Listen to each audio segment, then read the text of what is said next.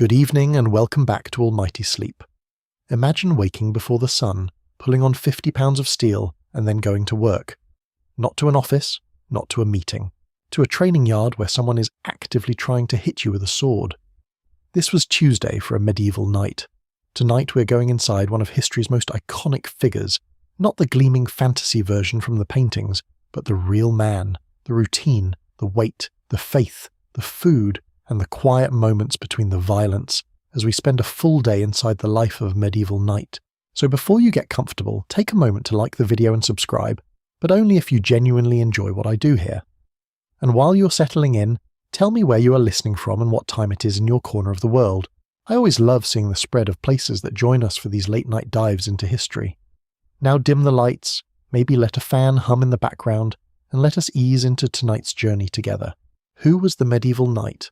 Origins and identity. Before we can spend a day with a medieval knight, we need to spend a moment understanding what a medieval knight actually was, because the word itself is one of those terms that floats around so freely in popular culture that it has almost lost its shape. Say knight, and most people picture a man in full shining plate armour, lance couched under one arm, riding a white horse towards some great and noble purpose. That image is not entirely wrong, but it is also not entirely right, and the gap between the image and the reality is where the most interesting history lives. The word knight comes from the Old English knight, which meant simply a boy, a servant, or a household retainer. This is perhaps the most humbling etymology in all of military history. The most celebrated warrior class of the medieval world started out with a title that essentially meant the help. It was not until the early medieval period that the term began to acquire its martial associations, and not until several centuries later that it accumulated the cultural weight we now associate with it. History has a way of doing that to words. It takes something ordinary and polishes it until it gleams. To understand the knight properly, we need to understand the world that produced him. And that world was the feudal system, one of the most defining organizational structures of medieval Europe. The feudal system, at its most basic, was an arrangement of mutual obligation. A king granted land, called a fief, to powerful lords and nobles in exchange for military service and loyalty. Those lords in turn granted portions of their land to lesser nobles and knights, who owed them the same military service and loyalty. And at the very bottom of this pyramid sat the peasants and serfs, who worked the land in exchange for the protection of those above them. It was a system built on reciprocal duty. Everyone owed someone something. The king owed protection to the lords owed military service to the king, the knight owed fighting to the lord, the peasant owed labour to everyone. Whether this obligation was always honoured is another question entirely, and one we will get to. But the framework was clear, and within that framework the knight occupied a crucial middle position. He was not a great lord, not a mere foot soldier. He was the armed professional, the mounted warrior, the backbone of medieval military power. The origins of knighthood as a military institution are usually traced to the Frankish warriors of the early medieval period, roughly the 7th and 8th centuries. The Carolingian Empire under rulers like Charles Martel and later Charlemagne increasingly relied on heavily armoured cavalry to project military power. Maintaining a warhorse, armour and weapons was extraordinarily expensive, far beyond the means of an ordinary farmer, so the men who could afford to fight on horseback became a class unto themselves. They were defined by their equipment as much as by anything else. To be a knight was, initially, to be a man who could afford a horse and the arms to fight from it. Over the following centuries, through the 9th, 10th and 11th centuries, this practical military distinction began to acquire cultural and ceremonial weight. The process of becoming a knight became ritualized. Ceremonies of dubbing emerged, where a lord or king would formally confer knighthood on a worthy candidate, sometimes with a tap of a sword on the shoulder, sometimes with more elaborate religious ceremony. The church stepped in, as the church usually did, and began to sanctify the knight's role. Warriors who had been simply professional killers on horseback were now given a spiritual mission. They were to protect the weak, defend the church, fight against the enemies of Christendom and uphold justice. This spiritual overlay was deeply significant. It transformed knighthood from a profession into a vocation, and it created the concept that would define the knightly class for centuries, the code of chivalry. We will examine chivalry in its own chapter, and believe me, there is a lot to say about the gap between the ideal and the actual. But for now, simply note that by the high medieval period, roughly the 11th through the 14th centuries, the knight had become more than a warrior. He had become a cultural ideal, an embodiment of what a Christian man of arms was supposed to be. The knight's place in medieval society was specific and layered. In the hierarchy of the feudal world, he sat at the lower end of the noble class. Many knights were not particularly wealthy. The image of every knight as a lord of a great castle with vast estates is another popular misconception. Plenty of knights were what historians call household knights, men who lived in the service of a greater lord, eating at his table, sleeping in his hall, fighting in his wars, and receiving wages or gifts rather than land in return. Some knights were genuinely poor, their equipment worn, their prospects limited to the next tournament prize or the next campaign's ransom money. Others, however, were men of considerable substance. A knight who had been granted a manor, a working agricultural estate, was a lord in his own right, responsible for the administration of land, the management of peasants, the collection of rents, and the dispensing of local justice. This kind of knight, the landed knight, led a life that was as much about governance and administration as it was about fighting. He was simultaneously a warrior, a landlord, a judge, and a father. His day was enormously full, and the period matters enormously too. A knight of the year 1000 and a knight of the year 1350 would have lived very different lives, worn very different armour, and fought in very different ways. The early medieval knight of the Norman period in the 11th century fought primarily in chainmail, a hauberk of interlocked metal rings that covered the body, with a conical helmet and a kite-shaped shield. By the 14th and 15th centuries, the full-plate armour that we typically associate with the word knight had developed, and the technology of war had changed so dramatically that the knight's role on the battlefield was shifting under his feet. The first gunpowder weapons were appearing. The longbow had already demonstrated at battles like Crécy in 1346 and Agincourt in 1415 that massed archers could stop a cavalry charge with devastating efficiency.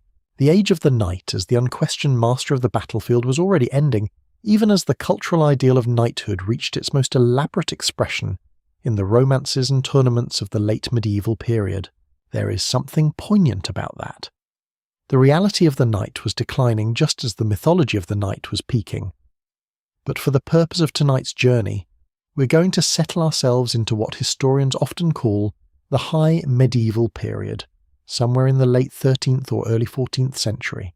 This is the era of the Crusades in their final chapters, of great tournament culture, of the flowering of Gothic architecture and chivalric romance. It is the era when knighthood was at its fullest cultural expression, and when the daily life of a knight was most richly documented. Our knight is a man of middling status.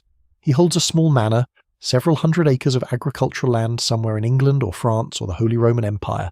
He has a handful of servants, a squire who attends him, a wife who manages the household, several horses, and a full set of armour that represents an investment roughly equivalent to buying a small house today.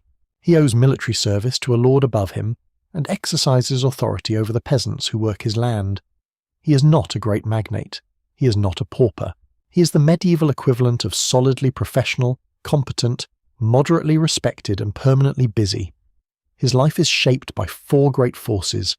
The first is faith. Medieval Christianity was not a Sunday morning commitment. It was the organising principle of every single day, from the prayers at dawn to the prayers at night, from the blessing of his food to the blessing of his weapons. The church calendar structured the year. The canonical hours structured the day. God was not a concept the knight visited occasionally. God was the air the medieval world breathed. The second force is obligation. The feudal system demanded constant performance of duty. To the lord above him, military service and loyalty. To the peasants below him, protection and justice. To his family, provision and continuity. To the church, piety and support. The knight was surrounded on all sides by obligations that required active maintenance. Neglecting them had consequences, social, legal and spiritual. The third force is violence. This seems obvious when we talk about a warrior class, but it is worth sitting with for a moment. The medieval knight was a professional in organised killing. His entire education, from childhood through adolescence, was oriented toward making him maximally effective at harming other people. His equipment was designed for violence. His daily training was practice for violence. His social status derived largely from his capacity for violence, and yet he was also expected to be a man of faith, of courtesy, of restraint. Living inside that tension was the core experience of medieval knighthood. The fourth force is community. The knight did not live alone. He lived within dense webs of social connection, to his household, to his lord, to his peers, to his peasants, to the church, to the broader knightly class. The culture of the great hall of shared meals and shared stories and shared service was not merely pleasant. It was structurally essential to how medieval society held itself together. With all of that as our foundation, let us begin our day. The sun is not yet up. The world is dark and cold, and somewhere in a castle or a manor house, a medieval knight is about to open his eyes. Before the armour goes on, the world a knight woke up. Before we put our knight through his paces, we should spend a moment simply inside the world he inhabited. Because the medieval world was not merely the past with different clothes, it was a fundamentally different sensory experience, a different relationship with light and dark, with smell and sound, with the rhythms of the natural world. If you dropped a modern person into the daily environment of a medieval knight, the first thing they would notice is not the castles or the swords, it would be the darkness. We live in a world of artificial light so pervasive that we have largely forgotten what genuine darkness feels like. Medieval nights were dark in a way that is almost impossible to recreate today.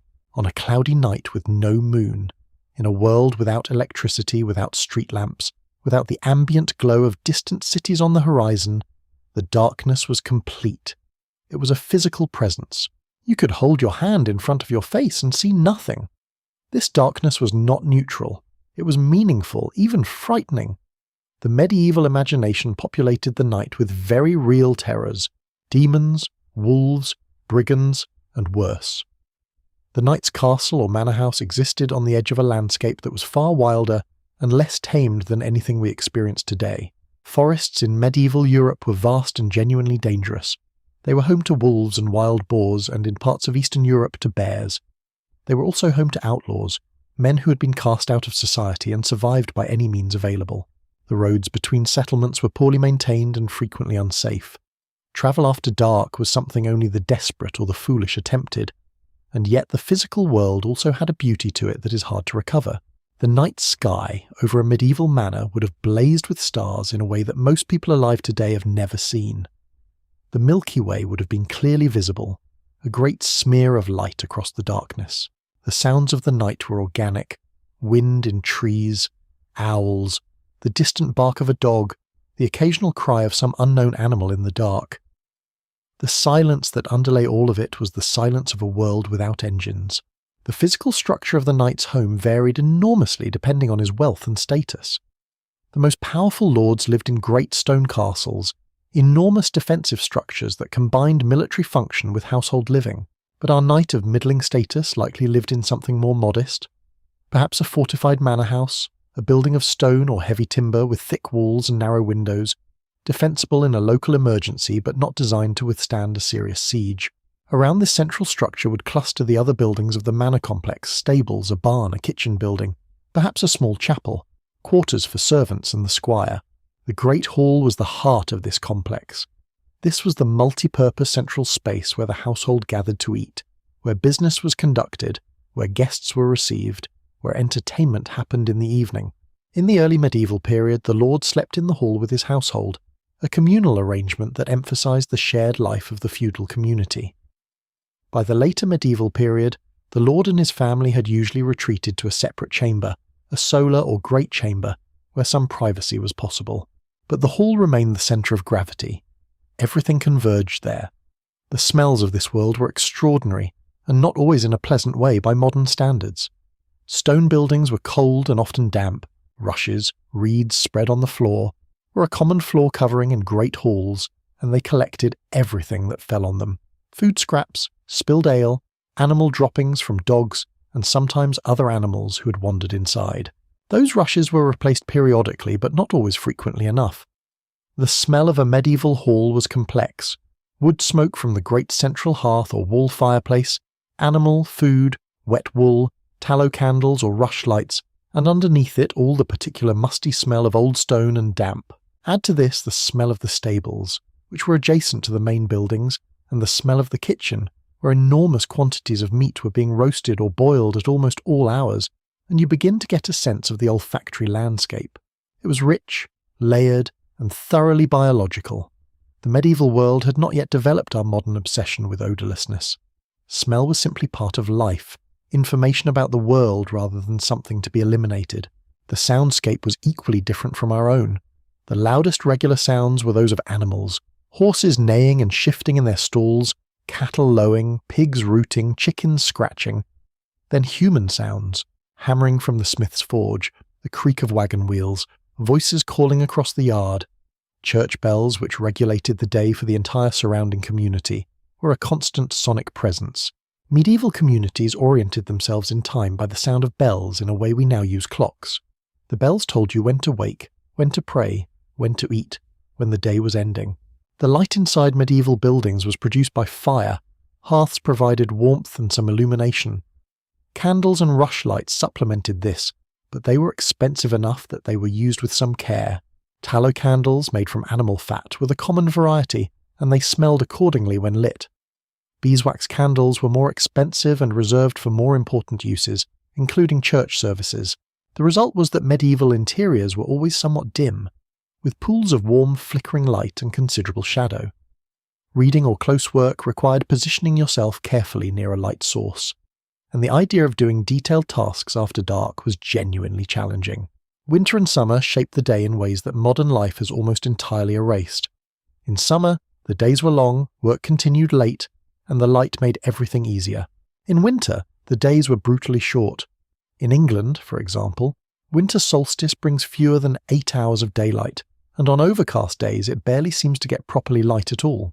Medieval people went to sleep earlier in winter and woke to darkness that lasted for a significant portion of what we would consider the morning.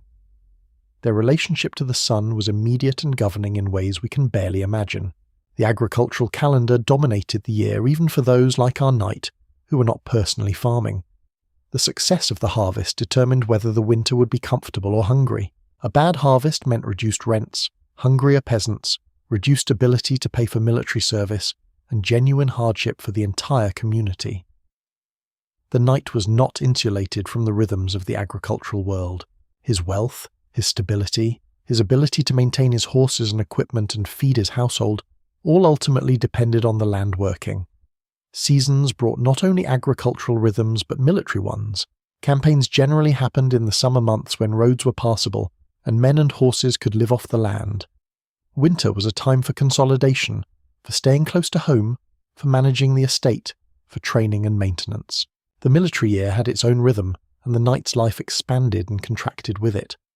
Weather was an enormously powerful force in this world without reliable shelter from it. A particularly wet summer could rot an entire harvest and bring famine in its wake. A severe winter could kill livestock, freeze roads into impassability, and trap communities in isolation for weeks. Disease moved through populations without any real medical understanding to contain it. The Black Death, the Great Plague of the 1400s, had not yet arrived in our period, but plague and other epidemic diseases were recurring facts of medieval life. Every medieval community carried within it the memory of previous epidemics, of seasons when the dying had been so rapid that the normal rituals of burial could barely be maintained. Into this world, then, our knight awakes. He is a man shaped by his environment as thoroughly as any human being has ever been shaped by theirs. The cold, the dark, the smell, the sound, the weight of obligation and faith, all of these things are in him, part of him, as natural to him as breathing. He does not think of his world as harsh or primitive. It is simply the world, and within it, he has a very full day ahead. Dawn, rising. Before the rest of the world, there is a particular quality to the darkness just before dawn that is different from the darkness of midnight. Something in the air changes. The birds know it before the sky shows any sign of it. In the medieval world, this was the hour of prime, the first of the canonical hours, the structured moments of prayer that divided the day like invisible walls into sacred compartments. And for a devout medieval knight, this was the hour when the day began. He did not wake to an alarm. He woke because the darkness told him to, because his body, attuned to the rhythms of a world without artificial light, knew the hour, or because a servant or squire had been given the task of waking him. The canonical hours were based on the Roman division of the day, and they governed the life of the medieval church, and through the church, the life of medieval society. Matins and lauds came in the deep watches of the night. Prime at the first light of dawn, terce at mid-morning, sext at noon, none in the mid-afternoon, vespers at evening, and compline at the close of the day. Not every knight attended every canonical hour. That level of observance was the province of monks in their monasteries, men whose entire life was organised around the liturgy. But a pious knight, and most knights at least aspired to piety, would attend the principal offices of the day. Prime, the morning hour of prayer, was one of the most important. Beginning the day with God was not optional etiquette. It was a spiritual obligation, a recognition that the day itself and every breath in it was a gift that required acknowledgement. So our knight rises. Let us think about what that actually involves. He is sleeping in a bed, which puts him above the great majority of his contemporaries. Peasants often slept on straw pallets on the floor, or on simple wooden frames with minimal padding. A knight of any standing had a proper bed. In the high medieval period, this meant a wooden frame, ropes, or leather straps laced across it to form a base, and on top of that a mattress which might be stuffed with wool, straw, or feathers depending on his wealth. Feather mattresses were luxury items. Around and over this bed hung curtains, which served the practical function of keeping out draughts in a room that had no central heating, and whose stone or timber walls did very little to retain warmth. The canopy bed, which we often associate with decorative excess, was in the medieval period a piece of functional technology. Those curtains were the knight's only defence against the cold of the night, and they trapped his body heat within a small enclosed space. In winter, sleeping with curtains drawn was the difference between comfort and misery. He would have slept in his undergarments, a linen shirt and perhaps linen breeches, garments that were softer and more practical for sleeping than the outer layers of medieval dress. Wool was the dominant fabric of the medieval world, warm and durable, but it was also scratchy against the skin. Linen made from flax was softer and was used for the garments worn closest to the body. A wealthy knight might have several changes of linen under linen. The washing of clothing was done infrequently by modern standards, but the linen closest to the skin was washed more often than the outer wool garments. He rises, then, in the dark. The fire in his chamber, if he has one, has burned low overnight. A servant would add fuel, but in the first moments of rising the room is cold, particularly in autumn or winter. He does not linger. Medieval people were not generally known for luxuriating in bed in the morning. The day was short and full, and there was a spiritual dimension to rising promptly. Sloth was one of the 7 deadly sins. Lying abed when you ought to be at prayer was not merely laziness, it was a moral failure. He pulls on his outer garments, the hose that cover his legs, held up by ties at the waist, the long tunic or coat that falls to roughly knee length, the shoes or soft boots appropriate for indoor wear. These are not his armoured garments or his fine court clothes.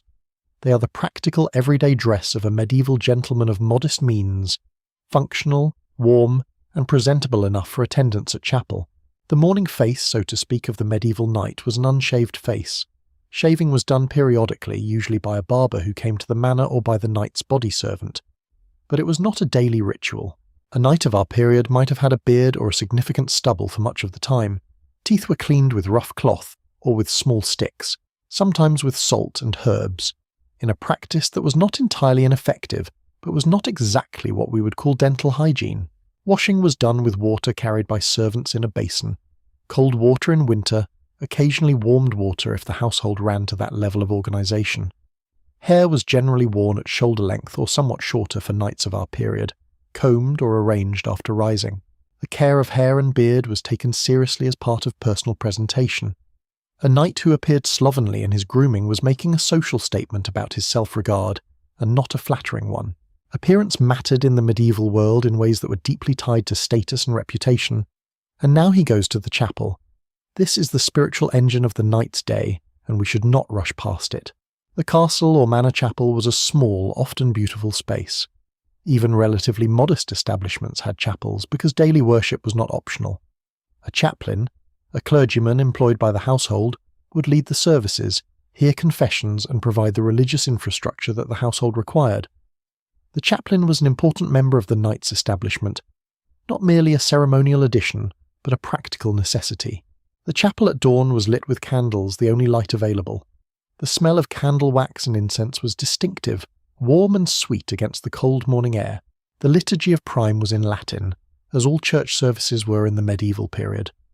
Many knights did not speak Latin fluently enough to follow every word, but they knew the shape of the service, the prayers, the psalms, the responses. The words were familiar in the way that a landscape is familiar. You did not need to consciously analyze them to navigate by them. Prayer in this context was not merely private spiritual communication. It was a public act of alignment with the divine order of the universe. The knight standing in his chapel at dawn was participating in a practice being carried out simultaneously by Christians across the entire known world, monks in their monasteries, priests in their parishes, kings in their private oratories. The canonical hours created a kind of synchronized spiritual life for medieval Christianity, a vast shared rhythm that bound the whole society together in time as well as belief. What did our knight pray for? The medieval person's prayer life was specific and practical in ways that can seem surprising to modern sensibilities. He prayed for the health of his family, for good weather for the harvest, for success in the coming tournament or campaign, for the souls of family members who had died, because prayer for the dead was considered spiritually effective, a way of easing their passage through purgatory. He prayed for protection from enemies, visible and invisible. He prayed for forgiveness for sins committed, knowing that he would very likely commit them again. The relationship between a medieval knight's faith and his violence was genuinely complex, and we will explore it at length later. But in this quiet morning moment, the complexity recedes. There is a man in a small stone chapel in the half-dark before dawn, speaking words of prayer into the cold air. Whatever the contradictions of his life, this moment was sincere. Faith was the water his world swam in, not a position he had chosen, but a reality he inhabited. After prime came the tasks of the morning. The day had begun, and outside the chapel walls the manor was stirring, dressing for war, the armour, the ritual, the weight. If the morning prayer was the spiritual preparation for the day, the donning of armour was the physical one, and it was, if anything, even more ritualised. The process of putting on a full set of medieval armour was not something a knight could accomplish alone. It required help, specifically the help of his squire, and it was a process that could take a significant portion of the morning, particularly if full battle armour was being worn for a campaign or tournament. Let us be specific about what we mean by armour, because here too the popular image is both right and wrong. Full plate armour, the gleaming head-to-toe suit of articulated steel plates that we associate most strongly with the word knight, was a development of the later medieval period, reaching its most elaborate and sophisticated form in the 14th and 15th centuries. In our period of the late 13th or early 14th century, armour was in a transitional phase, combining the older technology of chainmail with newly developing plate defences. The foundation of medieval armour was the gambeson, and this deserves more attention than it usually gets. Before a single piece of metal went onto the body, the knight put on this garment, a thick, heavily padded jacket quilted from layers of linen or wool.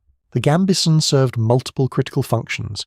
It provided cushioning against the impact of blows, preventing the metal armour above it from being driven directly into the flesh.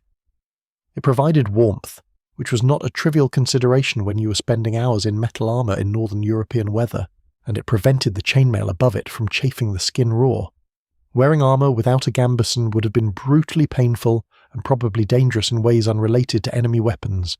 The gambeson was thick enough that it provided some protection on its own, and some fighting men, particularly those who could not afford full armour, wore it as their primary protection. For a knight, it was the invisible base layer, the unglamorous foundation of everything that went on top. Above the gambeson went the hauberk, the long coat of chainmail. Chainmail is one of the great engineering achievements of the ancient and medieval world. Each link of metal was connected to 4 others, creating a flexible fabric of interlocked rings that could move with the body and yet provided formidable protection against slashing blows. Making chainmail was enormously labour-intensive. A skilled craftsman might spend months creating a single hauberk from thousands of individually made and linked rings. The quality varied enormously. Poor quality chainmail could be penetrated by a determined thrust from a good spear or sword point. High quality chainmail from a skilled armourer was dense even, and dramatically harder to defeat. The hauberk in our period typically extended to mid-thigh, with sleeves to the wrist and an attached coif, a hood of mail that covered the head and neck. Chausses, stockings of chainmail, covered the legs. The full effect was a coverage of interlocked metal rings from head to toe, with only the face exposed. The weight of a complete mail suit was significant. A full hauberk with chausses might weigh somewhere between 25 and 40 pounds, depending on its construction, and that weight was distributed across the entire body, hanging from the shoulders in a way that fatigued the muscles of the back and shoulders overextended wear. Over the chainmail went the surcoat, a fabric garment that you have definitely seen in every illustration of a medieval knight ever produced. This was a long, loose garment of linen or silk worn over the armour. It served several practical purposes. It reduced glare from the metal, which could be disorienting to allies as much as enemies.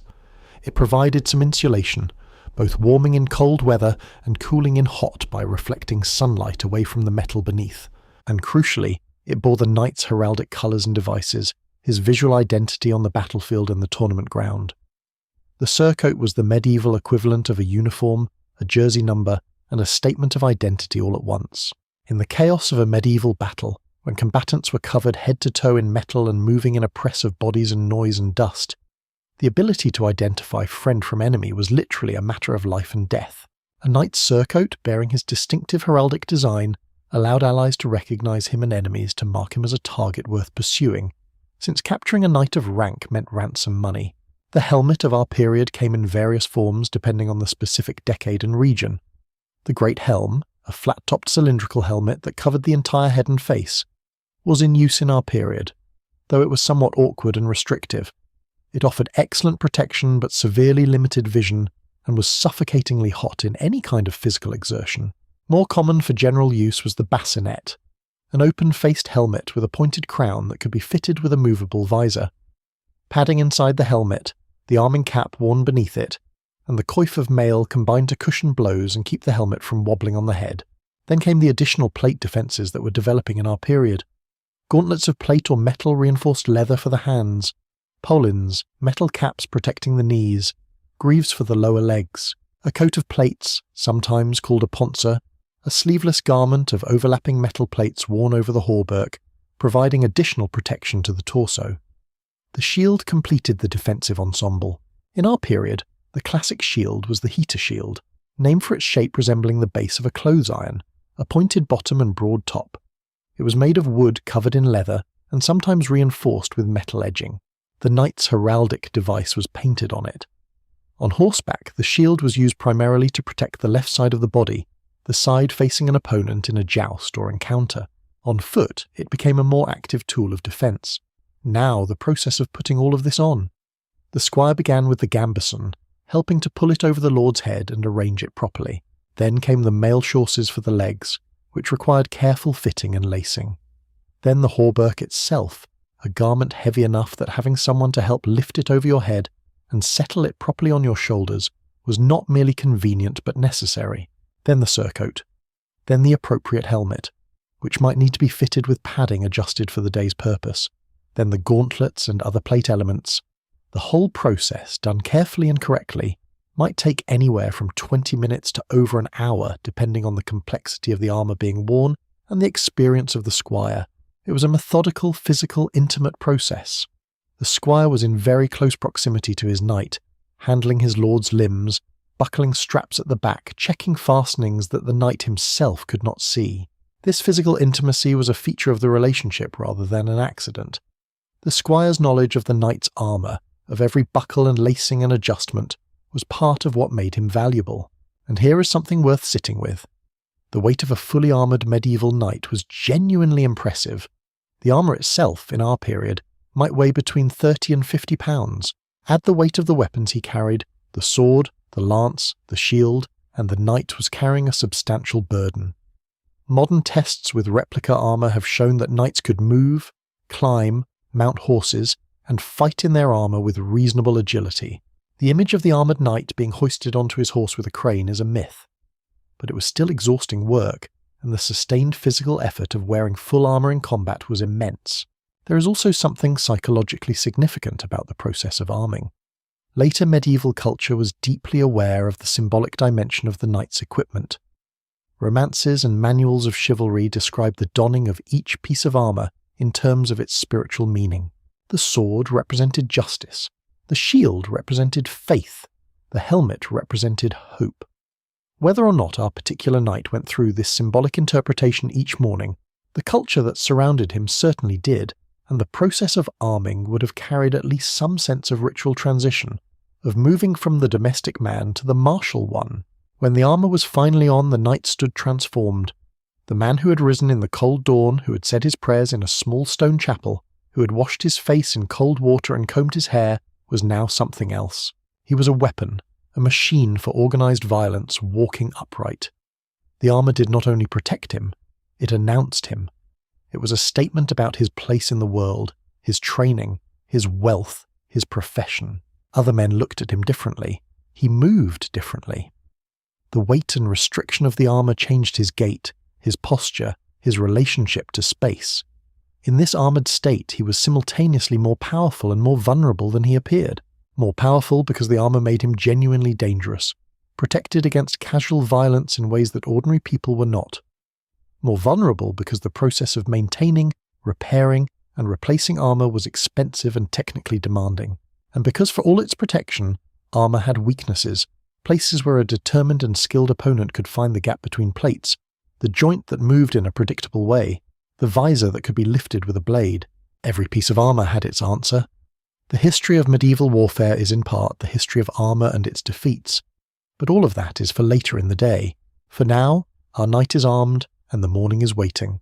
Breaking the fast, food, drink, and the morning meal. You might imagine that after all that spiritual preparation and all that physical preparation, our knight sat down to a hearty breakfast of eggs and bacon and toast, and you would be mostly wrong. The medieval meal schedule was not organised around the modern conception of 3 meals a day. The main meal of the medieval day was dinner, served in the late morning or around midday. What we might call breakfast was a smaller affair, often taken after morning prayer and before the day's serious work began. For a night of standing, this morning meal might consist of bread, cheese, and ale. Let us pause on the ale, because this always gets a reaction from modern audiences. The idea that medieval people drank ale in the morning sounds either very festive or very concerning depending on your perspective, but the reality was entirely practical. Water in medieval settlements was frequently unsafe. Wells and water sources were easily contaminated by the agricultural and human waste that surrounded every medieval community. Ale produced by the fermentation process was safer. It was not the high-alcohol ale of modern craft brewing. Medieval ale was weak by our standards, low in alcohol, nutritious, and genuinely safer to drink than the local water supply in many places. So the morning cup of ale was not an indulgence. It was prudent hydration. Children drank it. Women drank it. Monks drank it, though usually in quantities that were officially modest. The medieval world was swimming in ale, and it fueled the productivity of everyone from the highest lord to the lowest serf. Wine was the preferred drink of the wealthy, particularly in France and southern Europe where grapes grew locally. In England and northern Europe, wine was an imported luxury and ale was the staple. The bread eaten with this was not the soft, airy white bread of modern bakeries. Medieval bread came in varieties that reflected the social hierarchy with remarkable precision. The finest white bread, called manchet or similar names in various regions, was made from highly refined wheat flour, the chaff and bran sifted out, leaving a lighter, whiter product.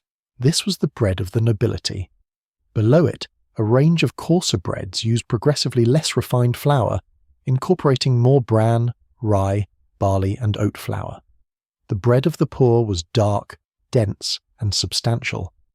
Our knight, as a man of middling status, would have eaten bread of decent quality, probably a mixed grain loaf, substantial and satisfying.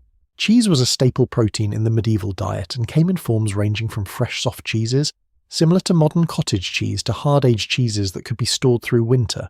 The dairy products of the medieval period were important not only for their nutritional value, but for their keeping quality in a world without refrigeration. Fresh meat spoiled quickly. Preserved meat, salted, smoked, or dried, had its own problems with texture and palatability. Cheese kept reasonably well and provided fat and protein that was critical to maintaining the physical condition required of an active man. Some mornings, depending on the season and the household's resources, the morning meal might include pottage, a thick soup or porridge made from whatever was available, grains, vegetables, legumes, sometimes a small amount of meat or bone broth. Pottage was the great equalizer of the medieval world. It appeared on tables from the grandest castle to the poorest cottage, though what went into it varied dramatically with the wealth of the household. A knight's pottage might include good quality meat and properly seasoned vegetables. A peasant's pottage was often little more than water, oats, and whatever had been salvaged from the garden. The setting for this morning meal mattered too. The great hall, even in the morning hours, was a social space with a defined hierarchy. The lord, our knight, sat at the high table, a table placed on a raised dais at one end of the hall, literally elevated above the rest of the room. His family, senior household members, and any guests of standing sat with him. The rest of the household, servants, junior members, lesser attendants, ate at the lower tables ranged along the walls. The physical arrangement of seating was not decoration. It was a diagram of power. Who sat closest to the lord indicated their importance within the household hierarchy. Who was admitted to the high table and who was not was a statement about relative status. Food itself was distributed according to rank, with the best and most plentiful portions going to those of highest status. If there was meat, the best cuts went to the high table. The lower tables received what remained. This might sound unfair by modern standards, and in terms of pure nutrition it clearly was. But the medieval mind understood these distinctions as natural, even divinely ordained. The social hierarchy was seen as reflecting a cosmic order, and the dinner table simply made that order visible and concrete. To violate table hierarchy, to presume to a seat above your station, was a serious social offence. There was also a ceremony to even this modest morning meal that we should not underestimate. Hands were washed before eating. This was a genuine hygiene practice, but also a ritual one. Water and towels were brought by servants, and the washing of hands before meals was a universal expectation at any table of quality. Food was not eaten with individual forks. The fork was essentially unknown in Northern Europe in our period. Food was eaten with knives, with spoons, and with the fingers. The knife was a personal tool that every person of any standing carried at all times. Spoons were used for liquids and soft foods. Fingers handled the rest. This sounds messy, but was governed by detailed manners. Medieval courtesy literature is full of instructions for proper behaviour at table. Do not wipe your hands on the tablecloth. Do not pick your teeth with your knife. Do not blow on your food to cool it. Do not speak with your mouth full. Do not reach across another person's trencher for food. These rules tell us two things. First, that people did all of these things. Second, that the ideal of courteous behaviour at table was taken very seriously. Manners at the table were a display of civilization, of the quality that separated the knightly class from the rough and unpolished world outside. The trencher itself is worth a moment. In the high medieval period, individual plates were not always used. Instead, thick slabs of stale bread served as individual plates, absorbing the juices and sauces of the food placed on them. At the end of the meal, these bread trenchers, now soaked with the drippings of the food, were collected and given to the poor gathered at the gate of the manor, or sometimes fed to the dogs. This was not exactly a food waste policy by modern standards, but it served a similar redistributive function. The scraps of the lord's table literally fed those below him in the social order. After the morning meal, the day began in earnest, and the first order of serious business was the horses. The horse, a knight's most important relationship. If you had asked a medieval knight to name his most important possession, he might have said his sword, or his honour, or his soul. But if you had asked him to name the possession whose absence would most immediately end his career and likely his life, he would have said his horse. The horse was not equipment, it was partnership, and the care, training and maintenance of good war horses was a central preoccupation of the knightly life. A medieval knight typically owned several horses, each with a different purpose. The most important was the destrier, the great war horse, the animal that carried him into battle or tournament. The destrier was the sports car and the tank combined, an enormously powerful animal bred specifically for the demands of mounted warfare. It was trained to move on command, to remain calm in the noise and chaos of battle, to respond to the pressure of the rider's legs rather than his hands, which were occupied with weapon and shield. The training of a destrier took years, and the cost of a good one was staggering, equivalent to the annual income of a comfortable knight. The cost comparison that gets thrown around in historical circles is that a good destrier in the high medieval period cost roughly as much as a small merchant ship, or 10 to 20 times the annual wages of a skilled craftsman. We are talking about an asset of enormous financial significance. Losing your warhorse in battle was not merely a sad event, it was a financial catastrophe. There were provisions in the feudal military system for compensating knights who lost horses in their lord's service, because without that compensation, many knights could not afford to replace them. The destrier was not necessarily a giant animal by modern standards. The romantic image of the knight on an enormous draft horse-like creature is somewhat misleading. Medieval warhorses were strong and compact rather than simply large, built for power and agility rather than size alone. They were stallions in many cases, chosen for their aggression and spirit as much as their size. A destrier that would not fight, that would shy away from the noise of battle, the smell of blood, the chaos of a cavalry charge, was useless. The horse had to be trained to stand his ground as firmly as the knight riding him. Then there was the palfrey, a smaller, more refined riding horse used for travel, for hunting, and for the ordinary business of getting from one place to another. If the destrier was the war horse, the palfrey was the everyday vehicle, comfortable to ride over long distances in a way that the powerful, excitable destrier was not. A knight riding his destrier everywhere would exhaust the animal before the day he actually needed it most. The palfrey took the daily mileage, and the destrier was preserved for the serious work.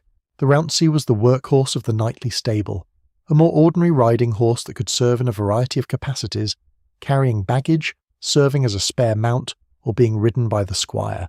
And then there were pack horses and draft animals for the practical work of the manor. A fully equipped knight travelling to a campaign might have a string of 5 or 6 animals in his train. The destrier led rather than ridden for much of the journey to preserve its energy.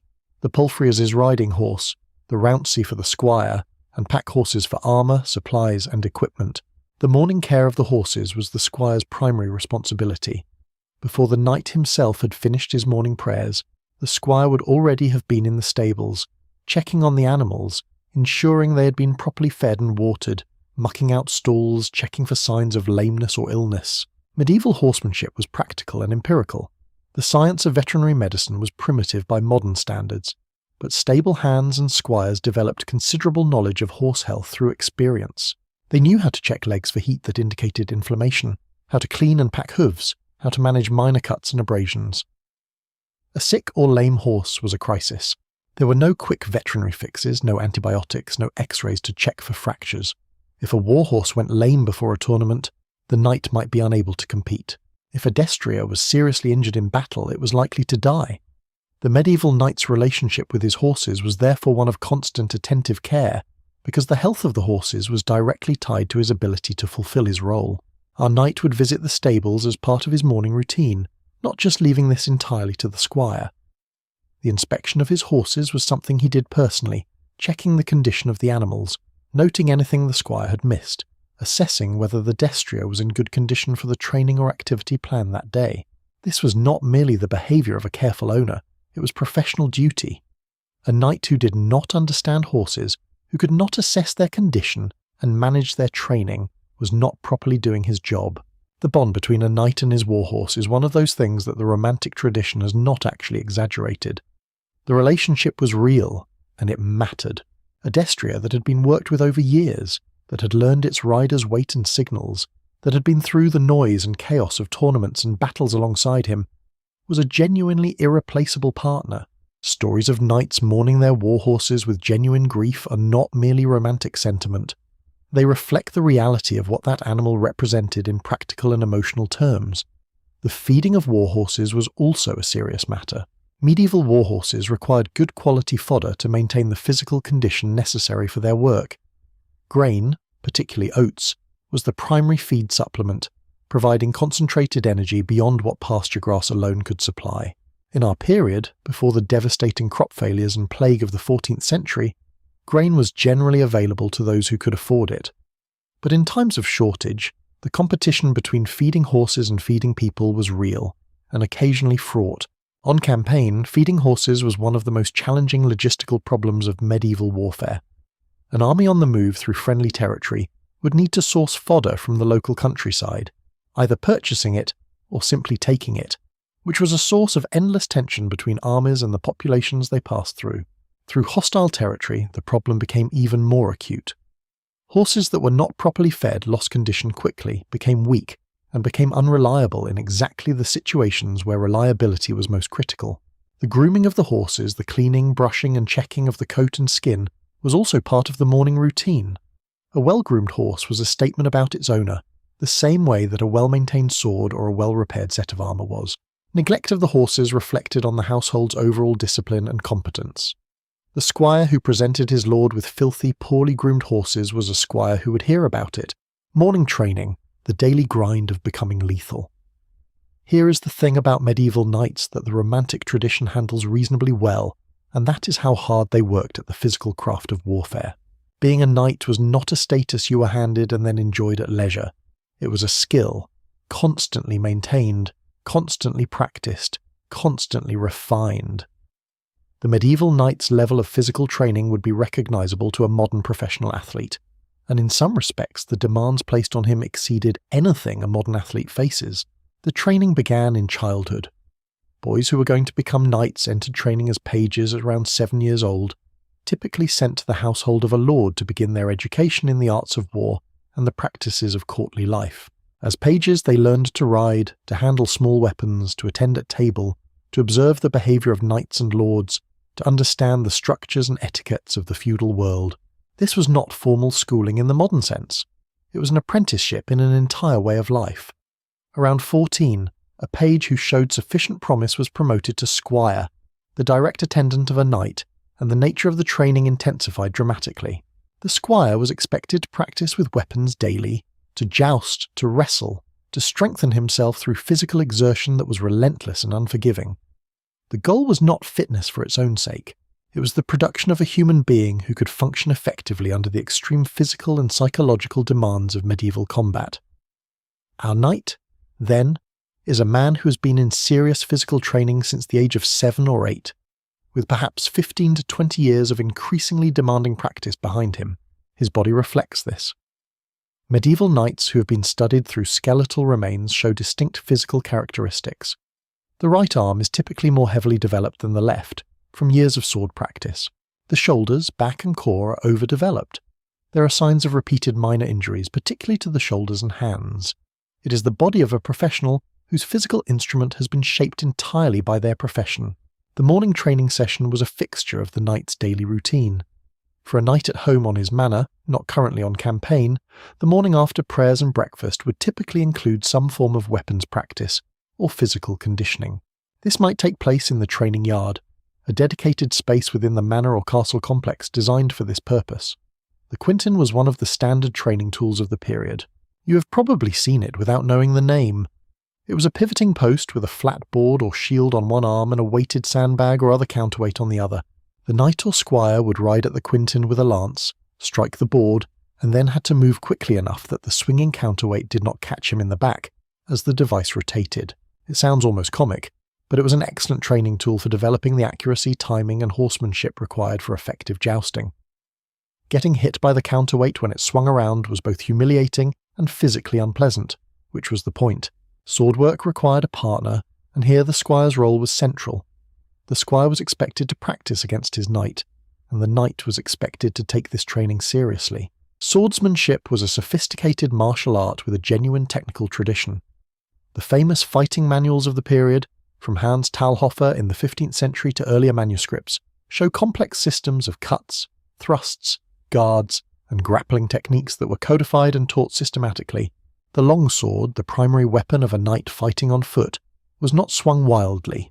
It was used with precision, with body mechanics designed to generate power while maintaining defense, with a repertoire of techniques specific to different situations. Wrestling and grappling were also part of the curriculum. In the confusion of a real battle, combatants frequently ended up at very close range, inside the arc where swords were ineffective. At these distances, grappling skills, the ability to unbalance an opponent, to find the opening in armor with a short blade, to break a grip or apply one, were the difference between winning and losing. Medieval martial arts, as we now recognize them from the surviving manuals, incorporated wrestling so thoroughly that it was considered fundamental rather than supplementary. Archery, or more precisely the longbow, was not typically the weapon of a knight. This was the great weapon of the English yeoman, the common bowman whose contribution to battles like Crécy and Agincourt changed the course of military history.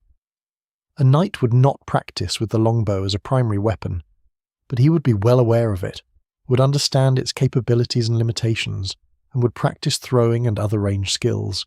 The crossbow, on the other hand, was used by knights and men-at-arms as a siege weapon and for hunting. Some practice with ranged weapons was part of the knightly curriculum. Hunting, in fact, was considered training rather than merely recreation, and this is important. The skills required for hunting, horsemanship over difficult terrain, the management of weapons in movement, tactical thinking about how to approach and corner prey, the physical endurance of long days in the saddle were directly transferable to military contexts. The medieval elite considered hunting to be one of the principal preparations for war, and they were not wrong. A man who had spent years hunting boar and deer across varied terrain on horseback was significantly better prepared for military campaigning than one who had not. The boar hunt in particular was considered excellent preparation for knightly combat.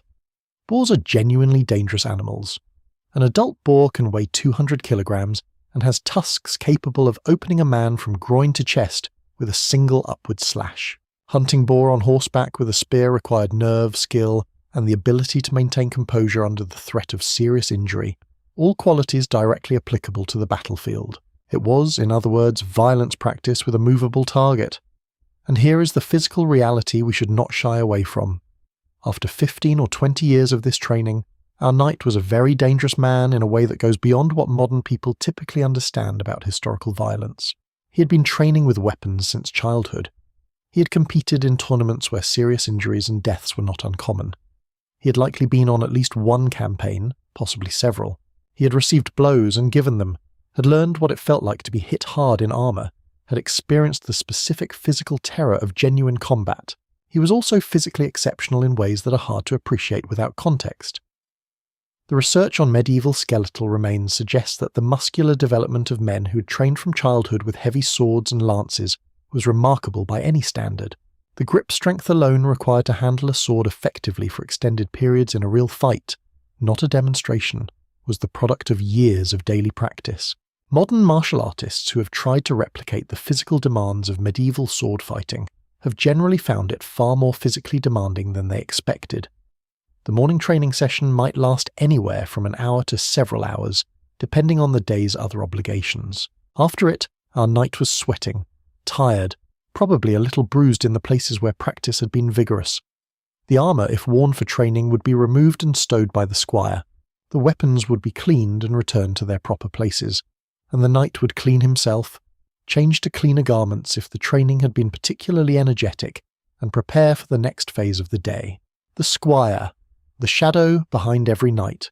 We have mentioned the squire repeatedly, and it is time to give him the full attention he deserves. Because the squire is one of the most important and most underappreciated figures in the entire structure of medieval knighthood.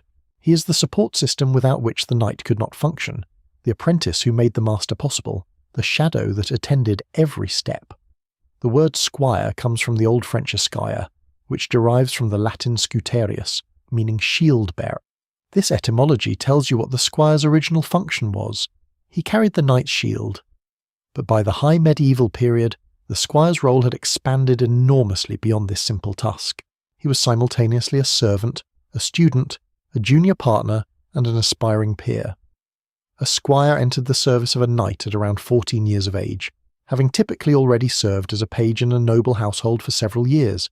He was therefore not an uneducated child.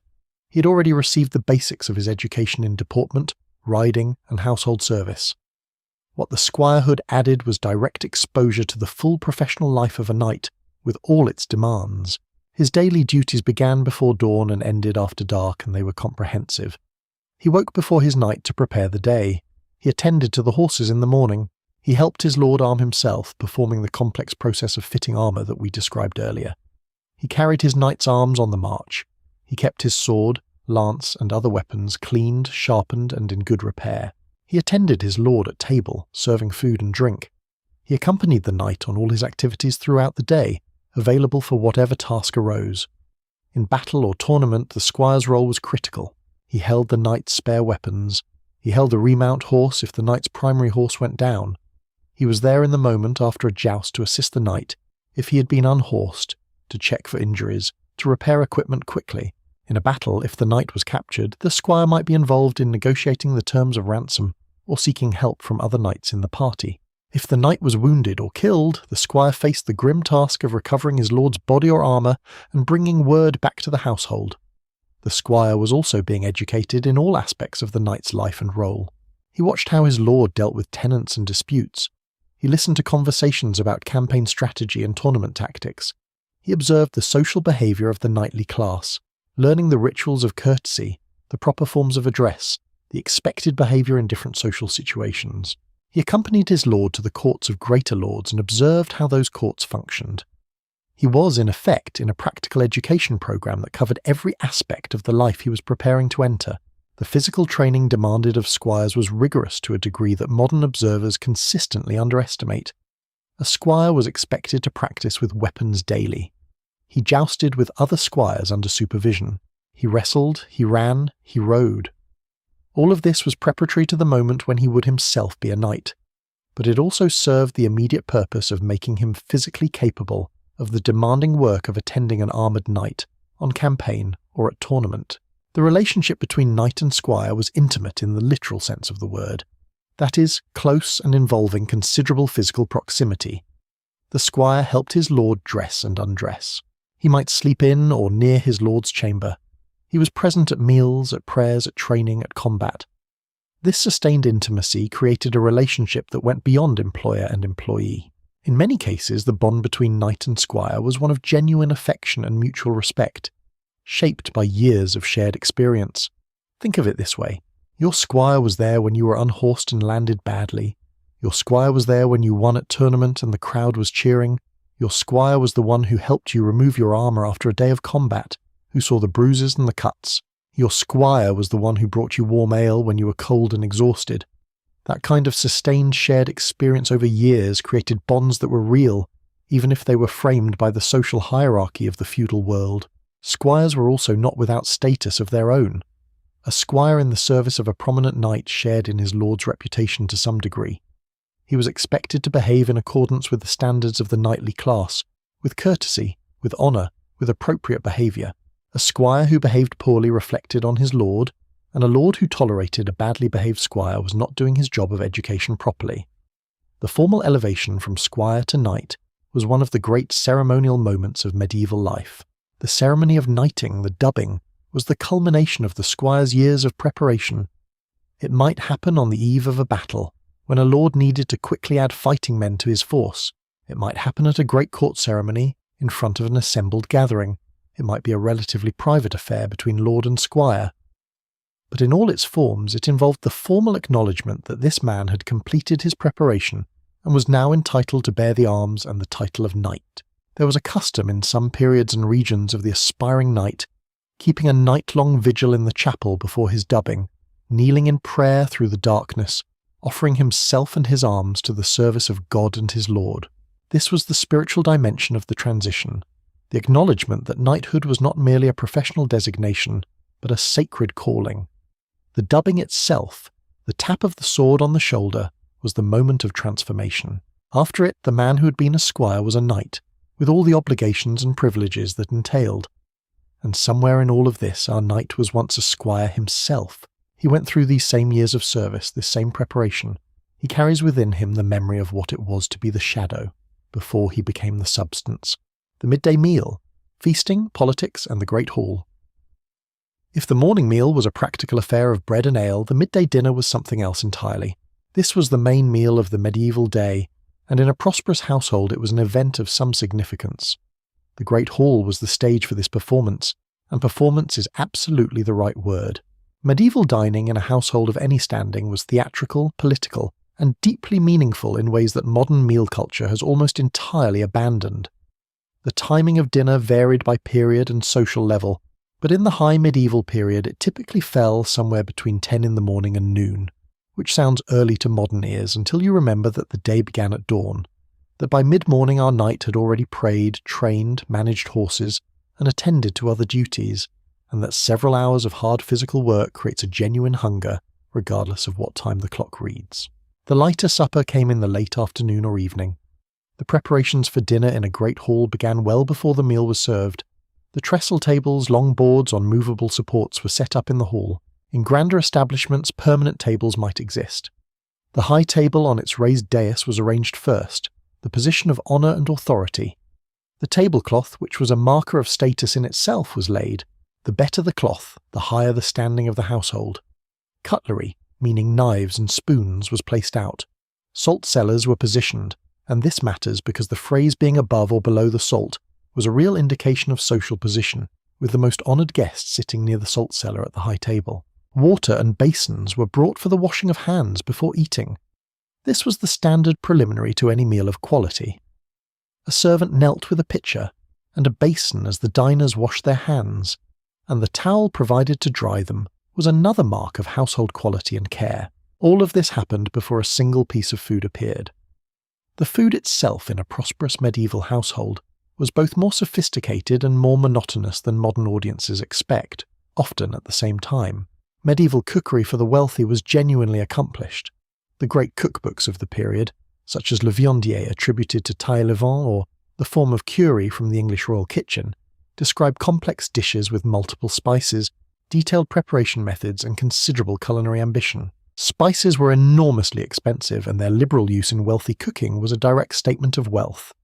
Cinnamon, ginger, pepper, saffron, cloves, nutmeg, all imported from distant lands at considerable cost, were the luxury ingredients of the medieval kitchen, the equivalent of expensive truffles and rare wines today. But spices were also used to mask the taste of meat that was not entirely fresh, because preservation was imperfect and storage was limited. Salt was the primary preservative, and heavily salted meat was a staple of medieval diet during winter when fresh meat was scarce. The spiced sauces and broths of medieval cookery served both as genuine culinary expression and as practical solutions to the problem of meat that had seen better days. This is not to say medieval food was disgusting. A well-prepared medieval feast dish, spiced correctly and cooked properly, would be genuinely delicious. Several modern chefs have reproduced medieval recipes with great success. Meat was the prestige food of the medieval world. In the dietary hierarchy, the most valued meats were those of the hunt and of the finest domestic animals. Venison, the meat of deer hunted in the Lord's forest, was a dish of high status, available only to those with hunting rights, which were closely controlled by law. Wild boar, heron, swan, peacock, these were the show meats of a great feast. The presence of a whole roasted peacock, with its feathers carefully replaced after cooking so it could be served in full display, was the medieval equivalent of a spectacular presentation dish at a Michelin-starred restaurant. More every day were the domesticated meats, beef, pork, mutton, chicken. These were available at different points of the year depending on the agricultural calendar. Autumn was the great season of slaughter, when animals that could not be fed through the winter were killed and preserved, providing the supply of salt meat that would last until spring. The fresh meat of spring and summer was welcome variety against the preserved stores of winter. Fish was enormously important in the medieval diet, and this is directly related to religion. The church mandated fasting from meat on Fridays, on Saturdays in some traditions, during Lent, and on various other feast days throughout the year. The number of days on which eating meat was prohibited amounted to roughly a third of the year in total. On these fast days, fish was the alternative protein, and the variety of fish consumed was impressive. Fresh river fish from locally managed fish ponds and rivers, salted and dried herring, which was an enormously important trade commodity in northern Europe, stockfish, dried cod from Scandinavian and Icelandic waters, oysters, eels, and a range of other marine and freshwater species. The entertainment at dinner was not optional extra, but integral to the experience. In a great lord's hall, minstrels might play throughout the meal. The lord might have a court jester, a fool, whose license to say impertinent and entertaining things was a genuine safety valve in the tense hierarchy of court life. In lesser households, the entertainment might be simpler. Musicians playing in the corner, conversations at table, the reading of a romance or a passage from scripture, storytelling. The hall after dinner might see acrobats or jugglers if a travelling troupe happened to be passing through. Between courses, spectacular dishes called entremets were sometimes brought in for entertainment. Mechanical curiosities, elaborately constructed edible sculptures, or performances by servants dressed in costume. At the most elaborate royal feasts of the period, these entertainments could become genuinely spectacular theatrical events, with elaborate allegories playing out between courses. The political dimension of the dinner table was ever present and should not be underestimated. Who was invited to sit at the high table was a statement about alliances, about obligations being honoured or not honoured, about the host's assessment of his guest's relative importance. Gifts given at table, the presentation of a special dish to a particular guest, the public acknowledgement of a deed or service. These were all political acts conducted under the cover of social dining. Medieval lords were perfectly capable of delivering a political snub through the medium of where they seated a visitor, and recipients were perfectly capable of recognising it. Disputes over precedence at table were not uncommon. The question of who sat where, who was served first, who received the better cut, could escalate into genuine diplomatic incidents between households. Medieval society had an acute sensitivity to questions of hierarchy and honour, and the dinner table was one of the primary spaces where that hierarchy was enacted and tested. A host who failed to properly honour a guest's status was making a statement, intentional or not, and the guest was fully entitled to take offence. For our knight, the midday dinner was not merely refreshment. It was the central social event of the day, the moment when his household came together, when relationships were reinforced, when business was conducted in the relaxed but carefully watched atmosphere of the shared table. The afternoon, administration, justice and lordly duty. After dinner our knight's day did not dissolve into leisure, though there might be a brief rest in the early afternoon. For a landed knight who held a manor, the afternoon brought the other great dimension of his life, the one that the romantic tradition almost entirely ignores: administration, governance, the mundane but essential business of running a working agricultural estate and exercising authority over the people who lived on it. This is the part of the knight's life that tends to get left out of popular versions of the story, because it is less cinematically compelling than tournament jousting and crusade battles, but it was in many ways the most demanding and consequential part of his daily work, particularly in times of peace. The management of a medieval manor was a complex ongoing operation that required consistent attention, practical intelligence, and the ability to make decisions that affected real people's real lives. The medieval manor was not merely a house, it was an economic and social unit. The lord's domain, the land he farmed directly through the labour of his peasants and servants, typically represented a portion of the total manorial land. The rest was held by tenant farmers, both free and unfree, who owed the lord a combination of labour services, monetary rents, and payment in kind.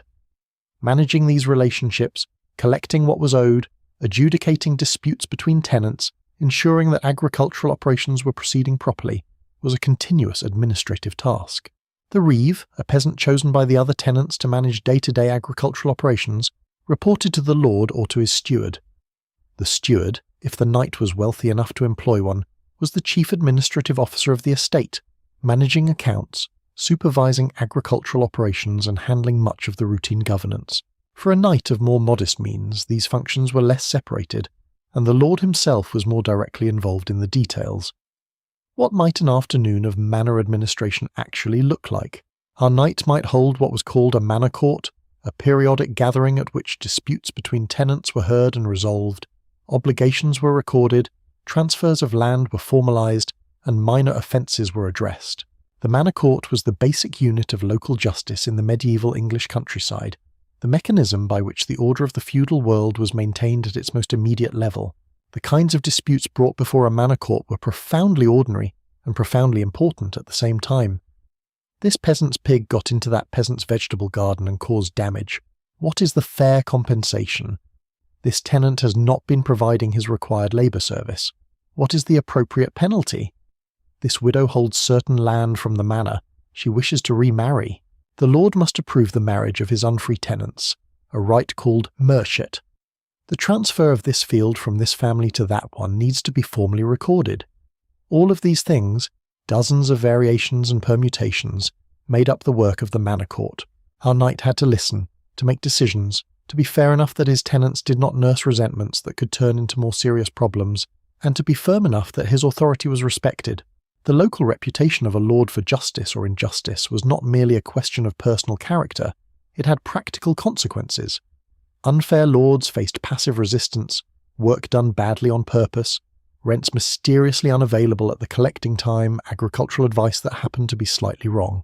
Medieval peasants were not serfs in the sense of being utterly powerless. They had networks, traditions, and collective memory about how to manage a difficult lord without provoking overt conflict. Beyond the courts, there was the ongoing work of agricultural management. The medieval agricultural year was dominated by the cycle of planting and harvest, and the decisions about how to manage that cycle had real financial consequences for the lord. Which fields to leave fallow this year? The medieval three-field system rotated crops across fields to maintain fertility. Whether to invest in new agricultural equipment, which tenants were reliable enough to be trusted with particular tasks, how to deal with a harvest shortfall that left some families without enough grain to last the winter. Our knight also had obligations running upward as well as downward. He owed military service to his lord, and when that lord called, he had to respond. But he also had other obligations: payment of various feudal dues, attendance at his lord's court on important occasions, perhaps service as a local administrative official, a justice of the peace or similar role in the emerging royal administrative system. The afternoon might therefore include reading and responding to correspondence, of which there could be a surprising amount. Yes, there was medieval paperwork, not exactly paper in the modern sense, but wax tablets, parchment rolls, and letters carried by messengers were a genuine feature of medieval administrative life. The knight who had any literary education would need to either read these communications himself or have them read to him by a clerk. The level of literacy among the knightly class varied considerably by period and individual. In the early medieval period, literacy was largely the province of the church, and many lay people of noble rank were effectively illiterate in the sense of being unable to read Latin texts. By the high medieval period, secular literacy, the ability to read and write in the vernacular language, was more common among the nobility. But a clerk or chaplain who could handle correspondence and record-keeping remained a standard feature of any knightly household. The afternoon also brought visitors and petitioners. The medieval concept of the lord as a provider of justice and hospitality meant that the gates of the manor were not simply shut against the outside world. Travellers might stop and request accommodation for the night, which was a recognised obligation of hospitality that a lord of standing was expected to provide to guests of appropriate rank. Petitioners might come with grievances or requests. Merchants might arrive with goods to sell. A messenger from a neighbouring lord might bring news or an invitation. All of these encounters required the knight to be present, attentive, and socially functioning.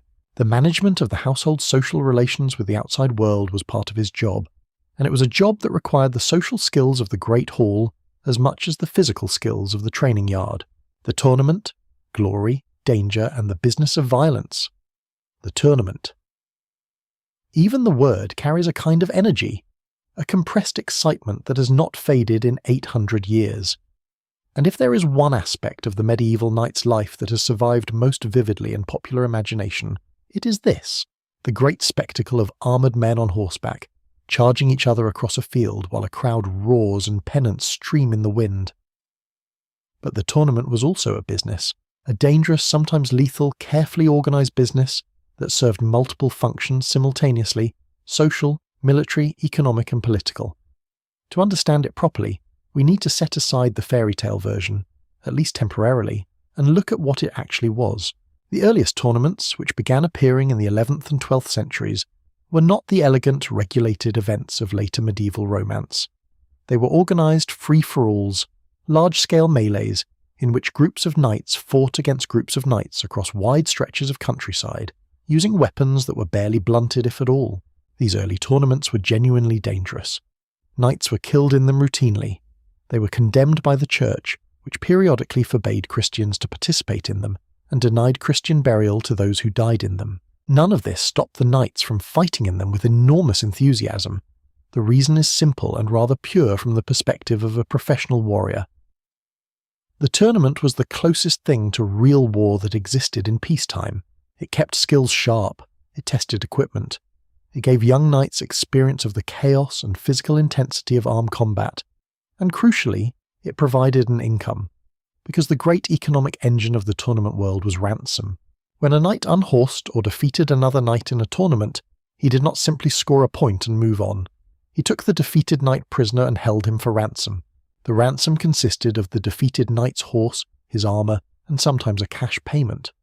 For a successful tournament knight, this could add up to a very significant income.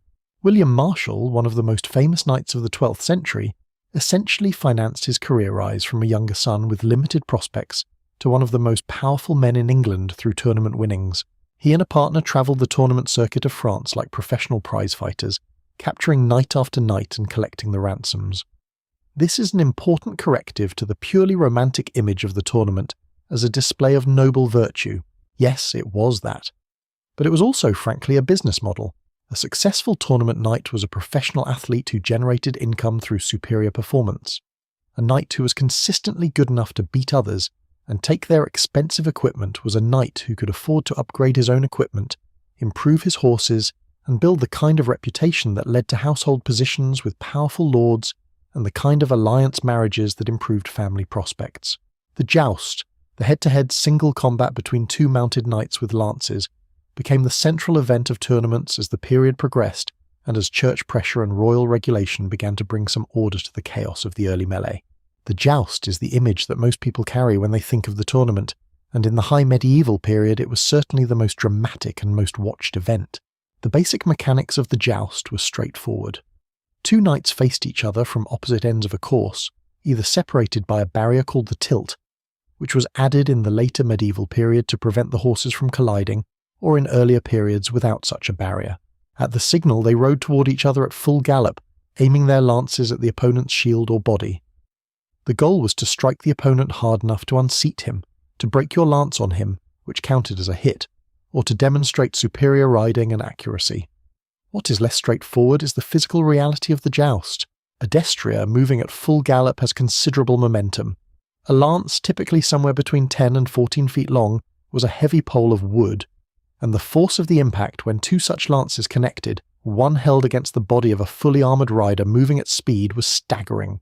The vibration travelled through the lance, through the arm, and through the entire body of the rider. A direct hit on the shield or breastplate could knock a fully armoured knight from a horse of 16 hands with apparent ease.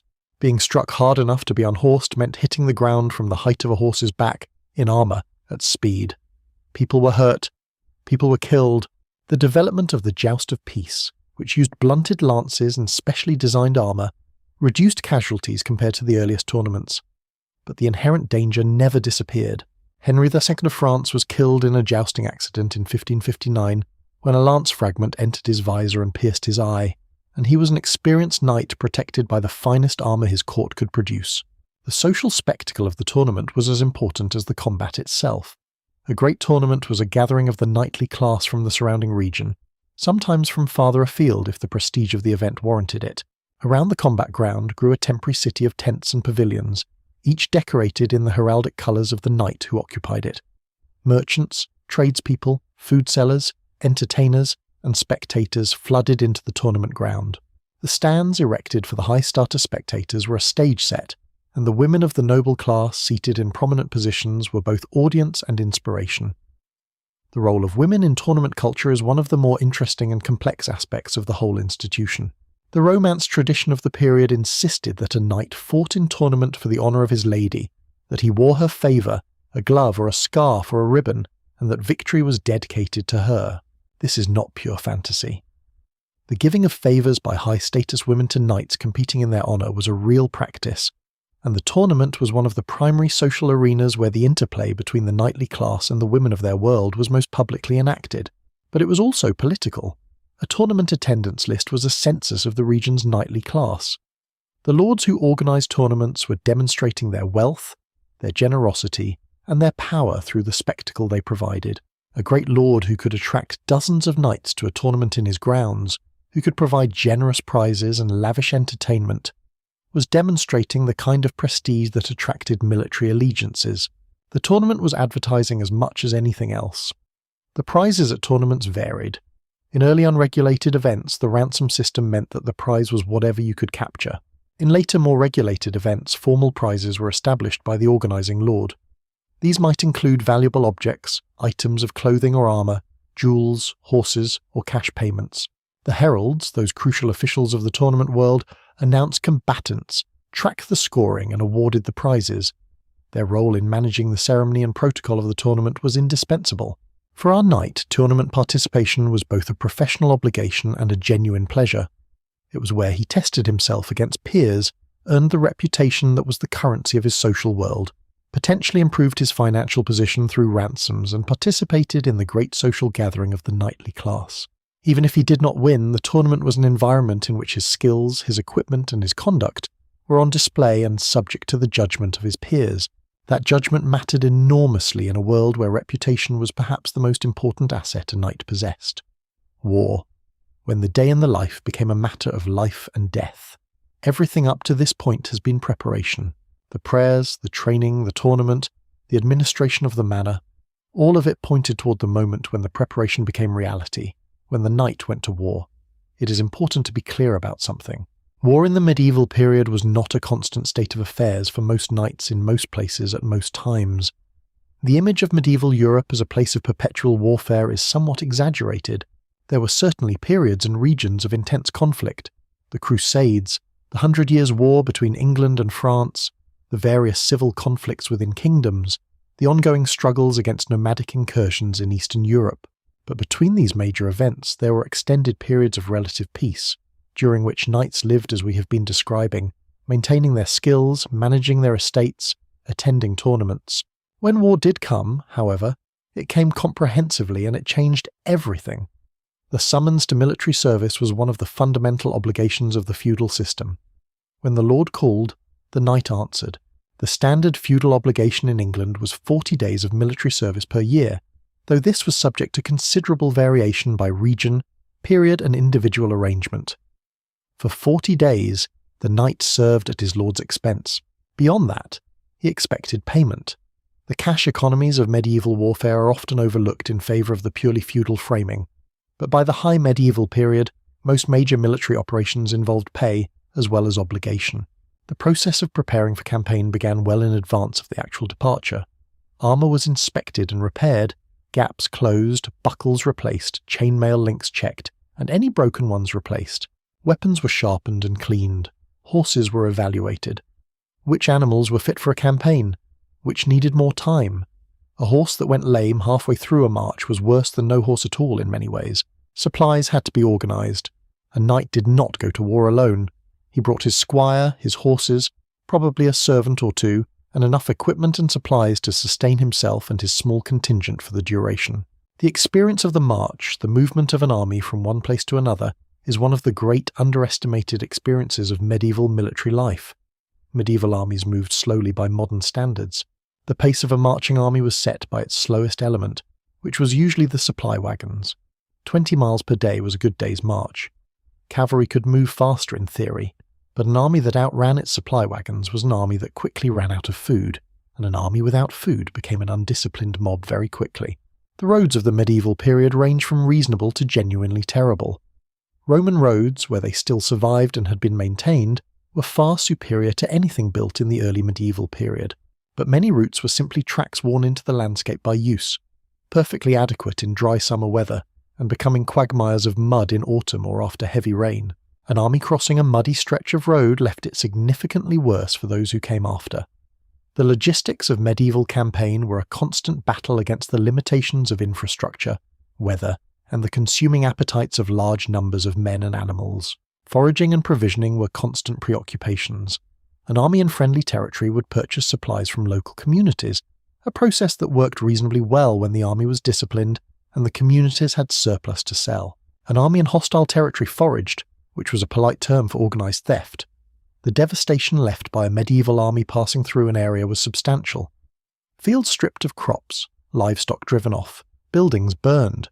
This was partly tactical, a deliberate policy of destroying the economic resources that sustained an enemy, and partly simply the reality of hungry men taking what they needed. The siege was a dominant feature of medieval warfare that receives less attention than the cavalry charge, but was in many ways more characteristic of how wars were actually won and lost. Castles and fortified towns were the control nodes of the medieval landscape.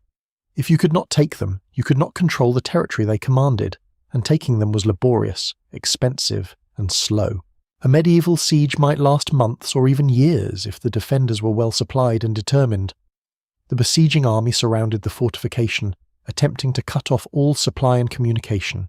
They might use artillery, the mechanical artillery of trebuchets and mangonels that hurled heavy stones against walls. They might undermine walls by tunnelling beneath them, setting the tunnel supports alight so the wall above collapsed into the void.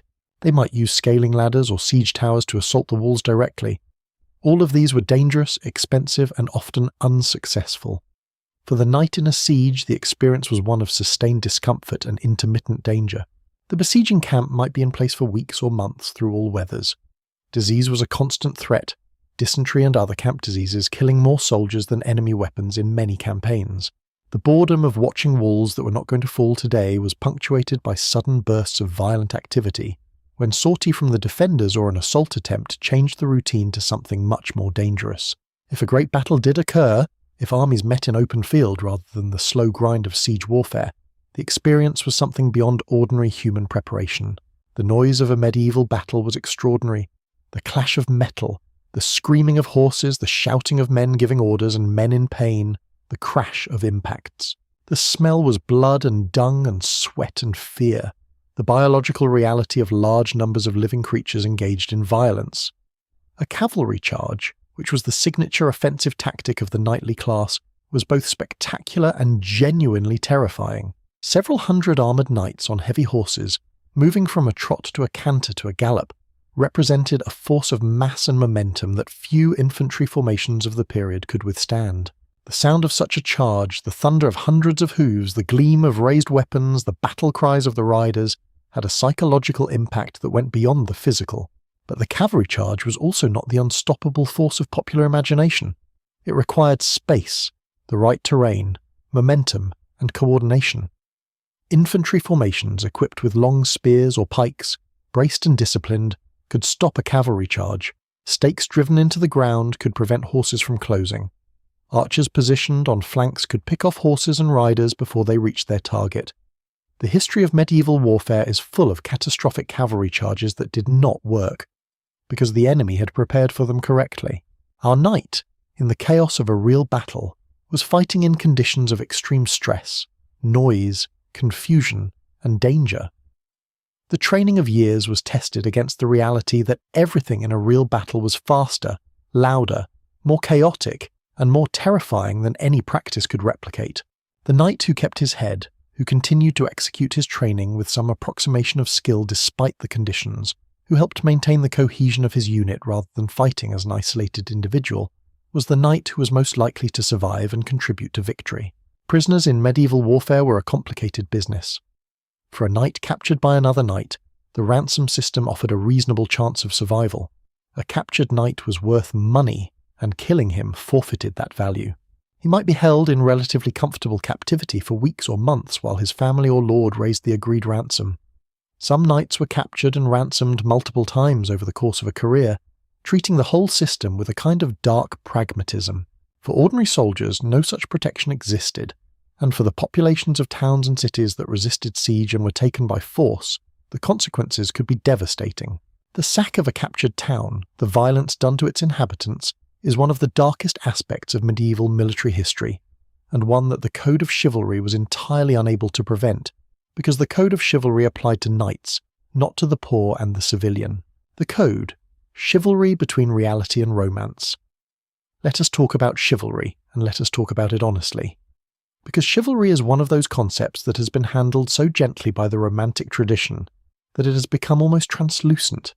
A beautiful word that everyone feels they understand but that dissolves on close examination. Chivalry, from the French chevalerie, relating to the chevalier, the horseman, was the ethical code of the knightly class. It prescribed how a knight should behave, what he should value, how he should treat others, and what obligations he was bound by. It was real, it was genuinely influential, and it was also, depending on the time and place and individual, honoured in the breach about as often as in the observance. The components of the chivalric code, as developed through the high medieval period, can be roughly organised around three overlapping sets of obligations. The first was to God and the Church. The knight was expected to be a devout Christian, to defend the Church against its enemies, to protect pilgrims and holy places, to fight in just wars as determined by Church authority. The Crusades were, in part, an expression of this dimension of chivalry, the idea that the military talents of the knightly class could be consecrated to a sacred purpose. The second set of obligations was to the lord and the feudal order. Loyalty was a cardinal virtue in the chivalric code. A knight owed his lord faithful service, honest counsel, and unwavering support. The opposite of this loyalty, betrayal, was one of the most serious charges that could be levelled against a knight. It struck at the foundation of the entire feudal system, which ran on the currency of mutual obligation and trust. The third dimension was the one that the romances seized upon most enthusiastically, the obligation toward women and toward the weak. Chivalry demanded that knights protect women, honour them, treat them with courtesy. It demanded that they defend the helpless, not prey upon those who could not defend themselves. It was from this aspect of the code that the elaborate traditions of courtly love emerged, the poetic and social culture in which knights declared their devotion to ladies of rank in elaborate and sometimes quite tortured verse. Now for the reality check. The gap between chivalric ideal and medieval reality was considerable, and acknowledging this is not a cynical reading of the past. It is an honest one. Medieval warfare was often brutal in ways that no chivalric code prevented. Pillaging of villages and farms, attacks on civilian populations, the mistreatment of captured enemies who were not worth ransoming, all of these were common features of medieval campaigning. Knights who were models of courtesy in tournament and hall were perfectly capable of burning farmhouses when the strategic situation called for it. Even the ransoming system, which sounds reasonably civilized, had its dark side. Knights who could not pay ransom might be held indefinitely.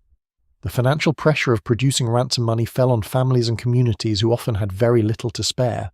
A lord taken prisoner might be in captivity for years, while his estates deteriorated and his tenants struggled under the double burden of their normal obligations and the extraordinary demand of the ransom fund, and the protection of women guaranteed by chivalric convention, applied primarily to women of noble rank.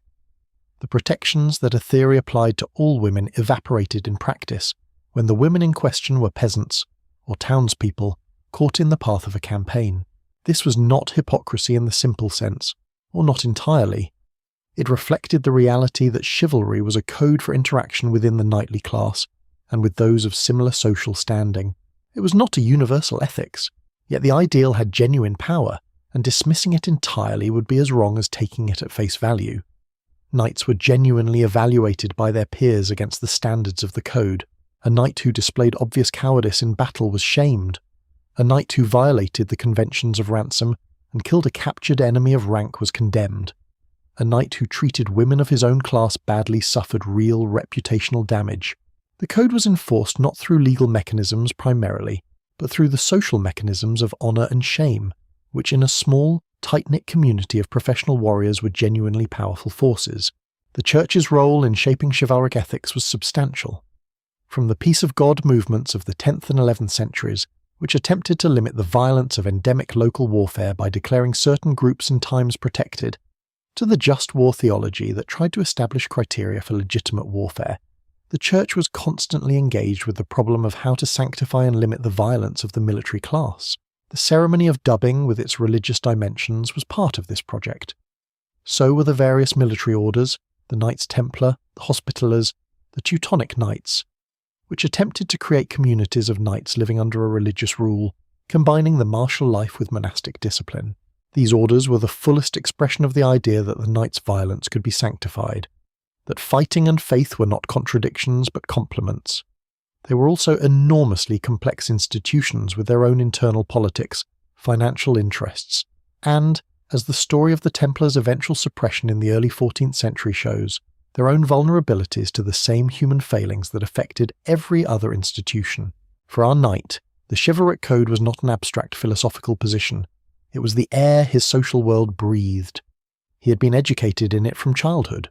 The romances he heard told stories of knights who embodied it, or failed to embody it, and suffered accordingly. His peers evaluated his conduct against it.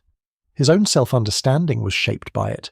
Whether he consistently lived up to it, whether anyone consistently lived up to it, is a different question.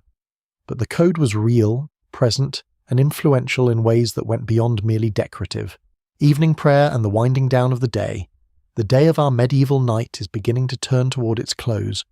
The afternoon has been full, hours consumed by the 1,000 small demands of a life built on obligation, the training yard, the manor court, the accounts, the horses, the perpetual maintenance of a household that depends entirely on the competence and attention of the man at its centre. Now the light is changing. The long shadows of late afternoon stretch across the courtyard in that particular golden way that autumn afternoons in northern Europe produce, that low amber light that makes even plain stone look briefly beautiful. And somewhere nearby, the bells are sounding for vespers. This is the moment the day pivots on. Not the morning prayer, not the midday meal, not the training or the administration. Vespers is the hinge. The hour when the day stops moving forward and begins instead to reflect back on itself. And for a knight at home on his manor, attendance at Vespers was not a suggestion. It was a fixed point in the structure of the day, as certain as sunrise and nearly as natural. The chapel would be lit again with candles, their warm light doing something particular to the cold stone that daylight never quite managed, softening it, making the small space feel enclosed and private in the best sense of that word. The chaplain would take his place and lead the household through the familiar liturgy. The words were Latin, formal, ancient, worn smooth by centuries of repetition, and the household would gather, servants and senior members and the knight himself, to mark the turning of the day with prayer. There is something in the evening prayer that is qualitatively different from the morning prayer of prime. Morning prayer is anticipatory. It opens the day to God before the day has done anything, an acknowledgement of gratitude and need before the work begins. It is forward-facing, hopeful, provisional. Evening prayer is something else. It is reflective. Whatever the day held, it is now over, and it needs to be placed before God honestly, in all its fullness. For a man of faith, this was not a ceremonial gesture. It was a genuine reckoning. For a man whose profession was organised violence, this reflective dimension had particular and uncomfortable weight. How did a medieval knight reconcile his faith with his killing? This is one of the genuinely interesting psychological and theological questions of the period, and it is too interesting to be dismissed with a simple answer, because it did not have one. The Church provided frameworks, official positions that attempted to resolve the tension between the commandment against killing and the reality of a military class whose entire social function was lethal violence. Just war theology argued that violence in defence of legitimate authority, in protection of the innocent in service of justice, was not merely permissible but obligatory. The crusading ideal went considerably further, arguing that certain violence was actively spiritually meritorious, that dying in defence of the holy sites of Christendom was a path straight to paradise, without the inconvenience of purgatory in between. The theology of penance provided mechanisms for seeking forgiveness for specific acts of violence that fell outside these acceptable categories, violence done in anger rather than justice, or to people who should have been protected. These were sophisticated theological positions, developed by serious thinkers in response to a genuine moral problem. They were also, if we are being honest with ourselves, very convenient for the military class that needed them. It is worth sitting with that observation for a moment without quite dismissing it. The medieval church was doing something genuinely difficult in attempting to bound and direct the violence of the knightly class, and it was doing so within a society where that violence was structurally necessary for the defence of everything the church itself relied on. The theology was not pure rationalisation, but it was also not entirely free of rationalisation either. Underneath all the official frameworks was the lived experience of men who had killed other men, not in the abstract, not in the theological argument, but in the specific physical reality of specific moments. The man whose face was visible when the blow landed, the sound that followed, the particular and unforgettable quality of that kind of memory. Knights who had been through actual combat carried specific memories of specific acts in a way that no official theology could entirely smooth over. These memories did not disappear into doctrinal frameworks. They lodged in the body, in the dreams, in the quiet moments between activities when the mind returned to them without being asked. The confessional was the church's primary mechanism for addressing this weight. The priest in the confessional booth heard the account of sins committed and assigned a penance appropriate to the offence, and then granted absolution in the name of God. This is not, and should not be presented as, a mere formality or an exercise in convenient guilt management. The medieval person believed genuinely in the efficacy of the sacrament. Confession was understood as a real mechanism for the repair of the soul's relationship with God, not a ritual performance of repair. The absolution granted was believed to actually accomplish something in the spiritual order of the universe, not merely to make the penitent feel better. Whether that belief was comforting or demanding depended enormously on how seriously the individual took it. A man who treated confession as a routine obligation, reciting a standard list of ordinary sins and receiving a standard penance, might find it easy enough. A man who took it seriously, who brought to the confessional the full weight of what he actually remembered and actually feared, might find it among the more demanding experiences of his week. The priest was bound by the seal of confession, sworn to absolute silence about what he heard. This gave the confessional a quality of genuine privacy that few other medieval spaces possessed. Many knights in the later medieval period, as they aged and felt the accumulated weight of years of violence pressing more heavily, went further than weekly confession. Pilgrimages to holy sites became a major feature of late medieval devotion, and the pattern of the aging warrior undertaking a penitential pilgrimage was common enough to be almost a social convention. Santiago de Compostela in the far northwest of Spain, where the shrine of the Apostle James drew pilgrims from across Christian Europe, was one great destination. Rome, with its relics and its papal presence, was another. And for the most ambitious, most devout, and most physically determined, Jerusalem itself was the pilgrimage to which all others merely pointed. The pilgrimage was a sustained act of voluntary physical hardship undertaken for spiritual purpose. It was not a holiday. A knight who chose to go on pilgrimage was choosing weeks or months of difficult travel, poor conditions, real danger from weather and bandits and disease, all undertaken on foot in many cases, sometimes barefoot as a mark of penitence, stripped of the armour and horse and weapons that defined his social identity. It was a deliberate humbling of the self that had to precede any real reckoning with God, and medieval people understood this instinctively. You could not arrive at Jerusalem in full armour on a destrier and expect it to count the same way as arriving barefoot and exhausted and reduced to something more purely human. Others did their spiritual housekeeping through their wills. Bequests to the church were a standard feature of medieval testamentary practice, and the endowment of masses to be said for the soul of the deceased was universal among people of any means. But beyond this, some knights established chantry chapels, small foundations where a priest was employed specifically to say daily prayers for the souls of the founder, his family, and in some cases explicitly for the souls of those he had killed. This last category is worth pausing on, because it reflects something quite serious about the medieval understanding of moral responsibility. You could endow prayers not only for the people you loved, but for the people you had harmed. The moral imagination that produced this practice was not naive. At Vespers, in the settling quiet of the chapel, our knight placed the day's events before his God. The decisions made in the manor court that afternoon, the training, the management of the people and animals and obligations that constituted his life. If the day had included tournament or battle, the acts of violence done in it, the prayers asked for forgiveness where forgiveness was needed, for protection through the coming night, for the souls of those who had died in campaigns he had been part of. It was a comprehensive accounting, offered without the expectation of perfect resolution, but with the sustained faith that the offering of it mattered. After Vespers came Compline, the final prayer of the day, the last formal closing of the canonical cycle before sleep. Compline was a short service, traditionally said in darkness or near darkness, its prayers particularly oriented toward the dangers of the night and the commending of the soul to God's protection before the vulnerability of sleep. In monastic communities, the great silence followed Compline, an enforced quietness that lasted until morning. In a knightly household, the strict silence was not observed. The evening still had its social life ahead of it, its supper and its fire and its conversation. But the tone that Compline established was genuinely contemplative, a closing of the day's spiritual business before the social business of the evening hour began. A moment of stillness at the centre of an otherwise very full day, a breath taken before the hall came to life again with firelight and voices, the night, feasting, music, storytelling, and the hall. After dark, after prayer came supper, lighter than the midday dinner, and after supper came the most socially rich period of the entire day. The Great Hall after dark was a different space from the Great Hall of midday. The candles and fire transformed it, creating pools of warm golden light against the surrounding darkness, softening the rough stone walls, making it intimate in a way that the busy daylight hours never quite managed. This was the time of entertainment.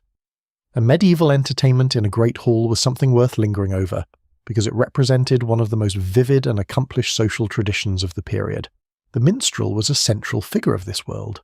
Minstrels, professional musicians and performers, travelled between courts and households, carrying with them a repertoire of songs, stories, and musical skills that were genuinely impressive. The great narrative poems of the period, the chansons de geste, the long epic narratives of Roland and Charlemagne and the heroes of France, were performed rather than read in most households. A skilled minstrel could command a hall's attention for hours, moving through the familiar but never entirely predictable sequence of a great story, adjusting the performance to his audience, emphasizing the parts that would resonate most with knights who had themselves been to war. The romances were equally popular performance material. The stories of Arthur and his knights, of Lancelot and Guinevere, of the quest for the Holy Grail were not, in the medieval period, antique stories about a vanished past. They were living stories, actively developing in the hands of different storytellers and poets, newly composed versions appearing regularly and circulating through the networks of aristocratic culture. A knight listening to a romance of Lancelot's deeds in the hall after supper was hearing stories about ideals he was expected to embody, not historical curiosities. Music itself was taken seriously as both practice and appreciation. The well-educated knight was expected to be able to play an instrument to some degree. The lute, the psaltery, the harp were instruments of the courtly milieu. Singing was a social skill. The tradition of courtly love poetry, which we associate with the troubadours of southern France and their successors throughout Europe, had a musical dimension that is easy to lose sight of when we read the poems as text. They were written to be performed, to be sung with a lute accompaniment, in exactly the setting we are describing here, the firelit hall after supper, before an audience that included the ladies to whom many of them were addressed. The troubadour tradition and the culture of courtly love it expressed were, like chivalry, simultaneously idealistic and complicated. The poems declared extravagant devotion to ladies of rank, described the pains of unfulfilled love with elaborate metaphorical precision, and proposed a vision of refined sentiment between the sexes that was markedly at odds with the social realities of most medieval marriages, which were arrangements of property and alliance rather than romantic choice. The gap between the poetry and the reality was considerable, but the poetry mattered. It provided a language for refined emotional life, a vocabulary for a kind of feeling that otherwise had no official expression in the brutal practicalities of the feudal world. Dice games and other gambling were also features of the evening in many households, and here the moralists of the period had strong opinions. Gambling was condemned by the church as a waste of resources and a source of vice and conflict. It was condemned with the particular vehemence that suggests it was extremely popular. Knights gambled, lords gambled, entire households gambled on the outcomes of dice games in the evenings. The losers were sometimes very unhappy about it, and the potential for gambling to generate disputes and bad feeling was real.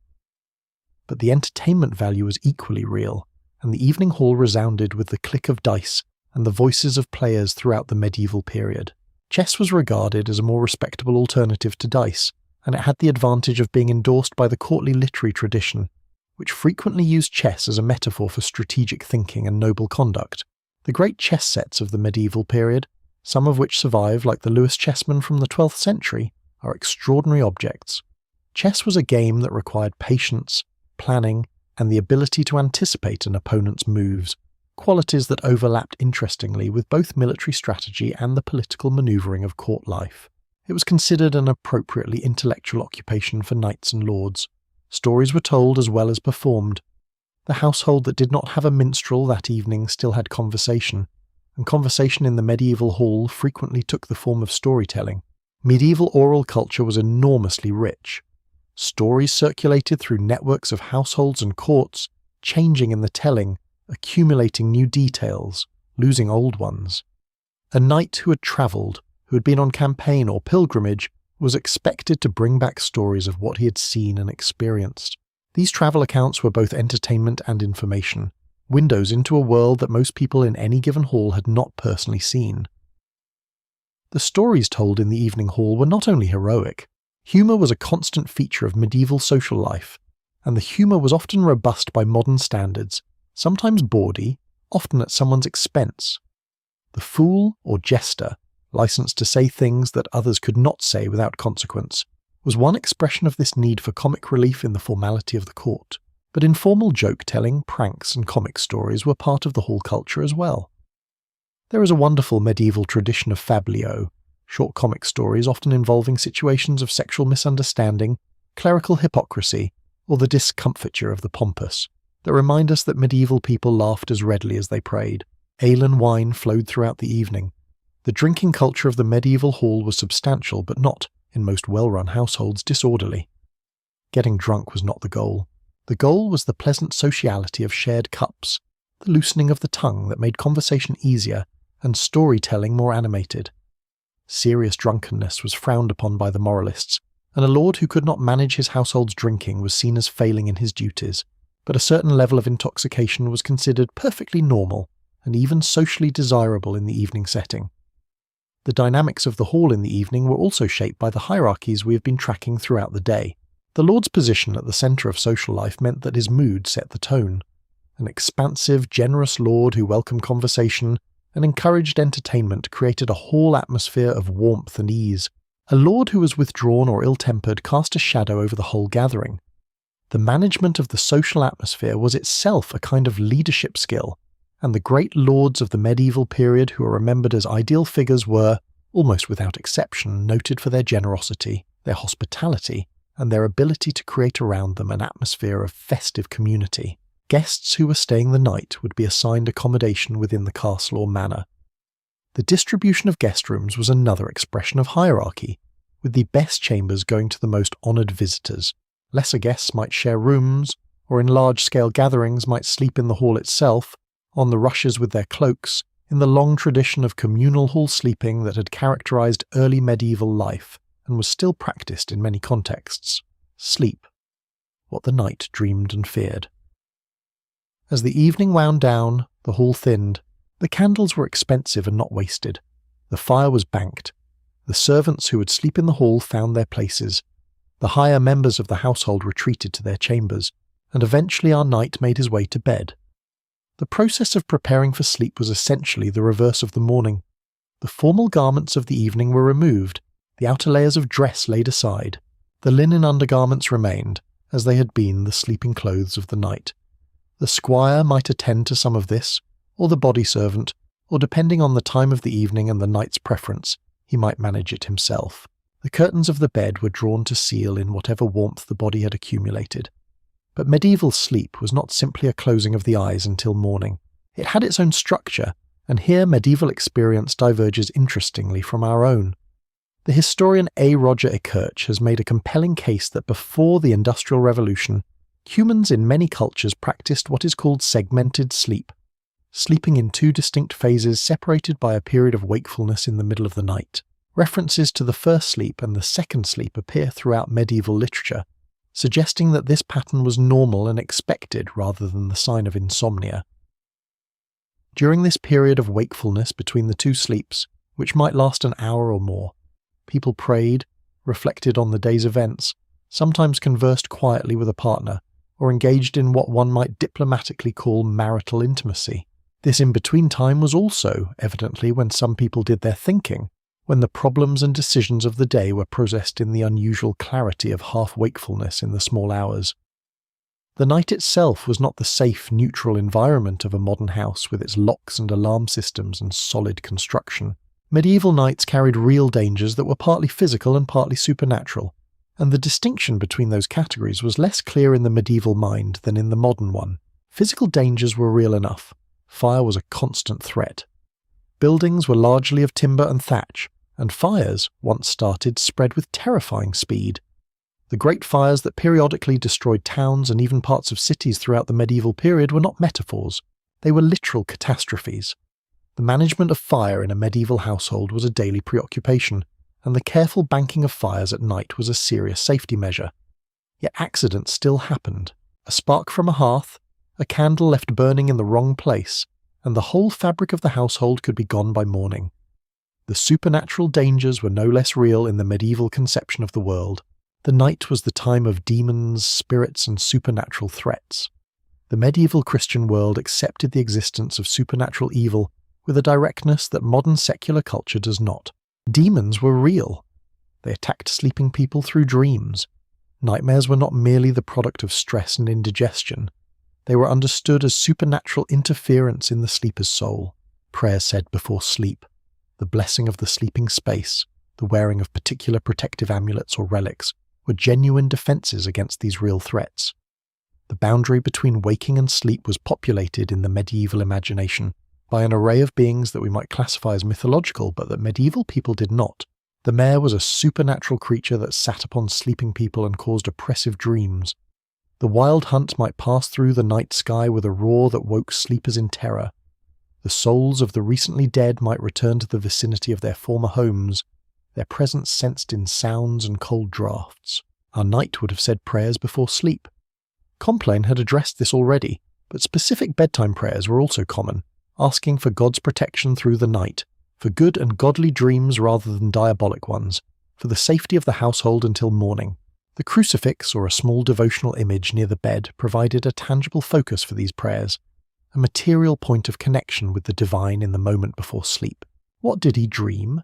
We cannot know, of course, but medieval people were highly attentive to their dreams in ways that modern secular culture largely is not.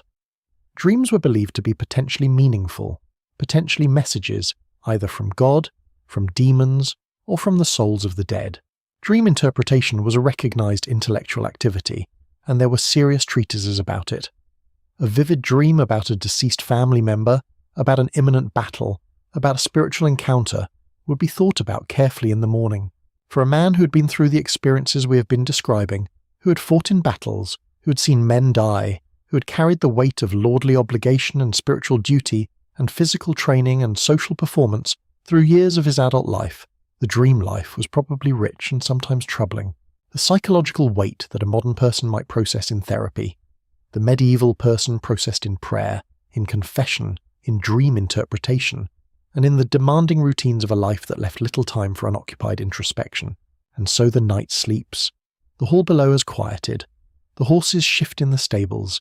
The fire in the hearth has settled to a deep red glow. The night beyond the stone walls is complete and dark and full of its own life.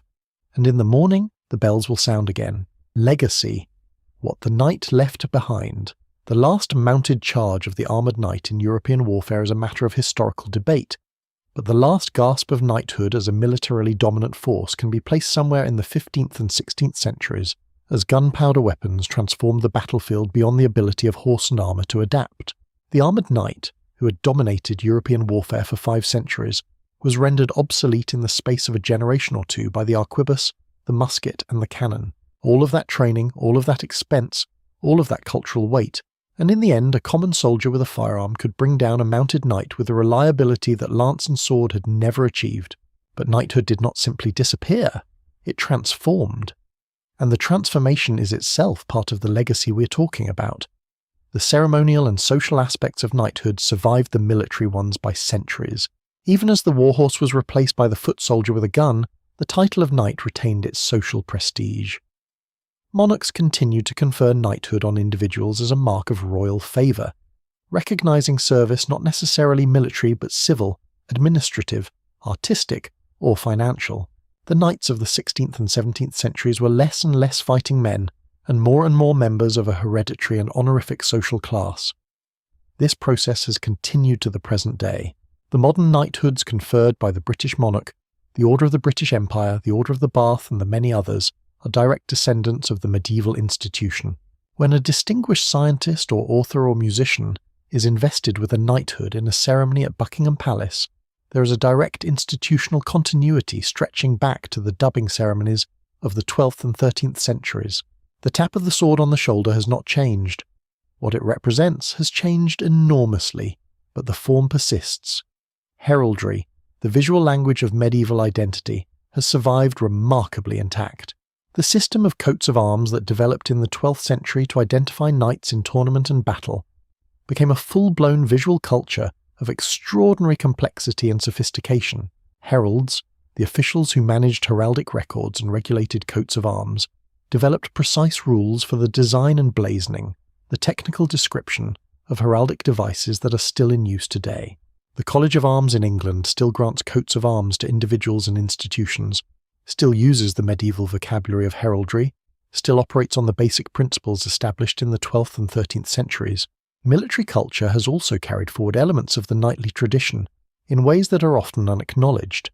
The traditions of officer culture in modern armies, the emphasis on honour, on loyalty to comrades, on the protection of civilians, on the distinction between lawful and unlawful acts of war, have their roots in the chivalric code, however imperfectly that code was observed in its own day. The Geneva Conventions on the treatment of prisoners of war are, in a very real sense, a secular, internationally agreed version of what the ransom system and prisoner treatment customs of medieval chivalry were trying, imperfectly, to achieve. The literary legacy of medieval knighthood is enormous and still active. The Arthurian tradition has proven one of the most durable narrative cycles in Western literature. From the medieval romances of Chrétien de Troyes and the prose Lancelot cycle, to Malory's Le Morte d'Arthur in the 15th century, to Tennyson's Idylls of the King in the 19th century to th. White's the once and future king in the 20th.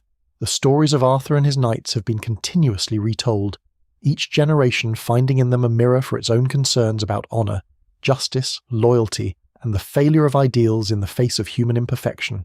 The knight in armour remains one of the most immediately recognisable and symbolically loaded figures in Western cultural imagination. When we want to invoke the idea of protecting the innocent, of fighting for right against wrong, of self-sacrifice in service of a higher purpose, we still reach for the image of the knight. This is not historical accident. It reflects the fact that knighthood, whatever its practical failures and moral compromises, embodied aspirations that have not gone away. The desire for a class of people who are specially equipped and specially obligated to protect the weak and defend justice is a persistent human hope. The educational dimension of knighthood also has a distant echo in modern culture. The progressive training from page to squire to knight, the idea of a prolonged apprenticeship in both physical skill and moral character, the insistence that martial excellence was not enough and had to be accompanied by courtesy, faith, and service. These ideas found their way into the educational philosophies of later periods. The English public school system of the 19th century, with its emphasis on the formation of character through sports, service, and religious observance, was consciously modelled in part on the chivalric ideal.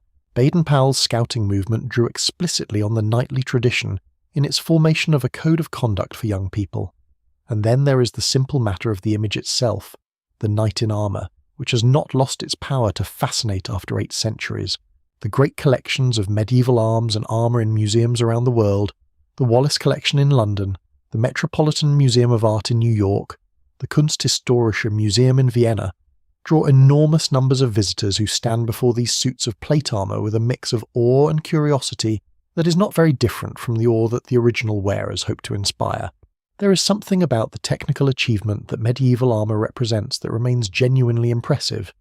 These were made by hand, by craftsmen using tools that were themselves human-made, from metal that was smelted and worked by human hands, shaped and fitted to the specific body of a specific man, articulated with pivots and hinges to allow movement, decorated with engraving and gilding to proclaim his identity.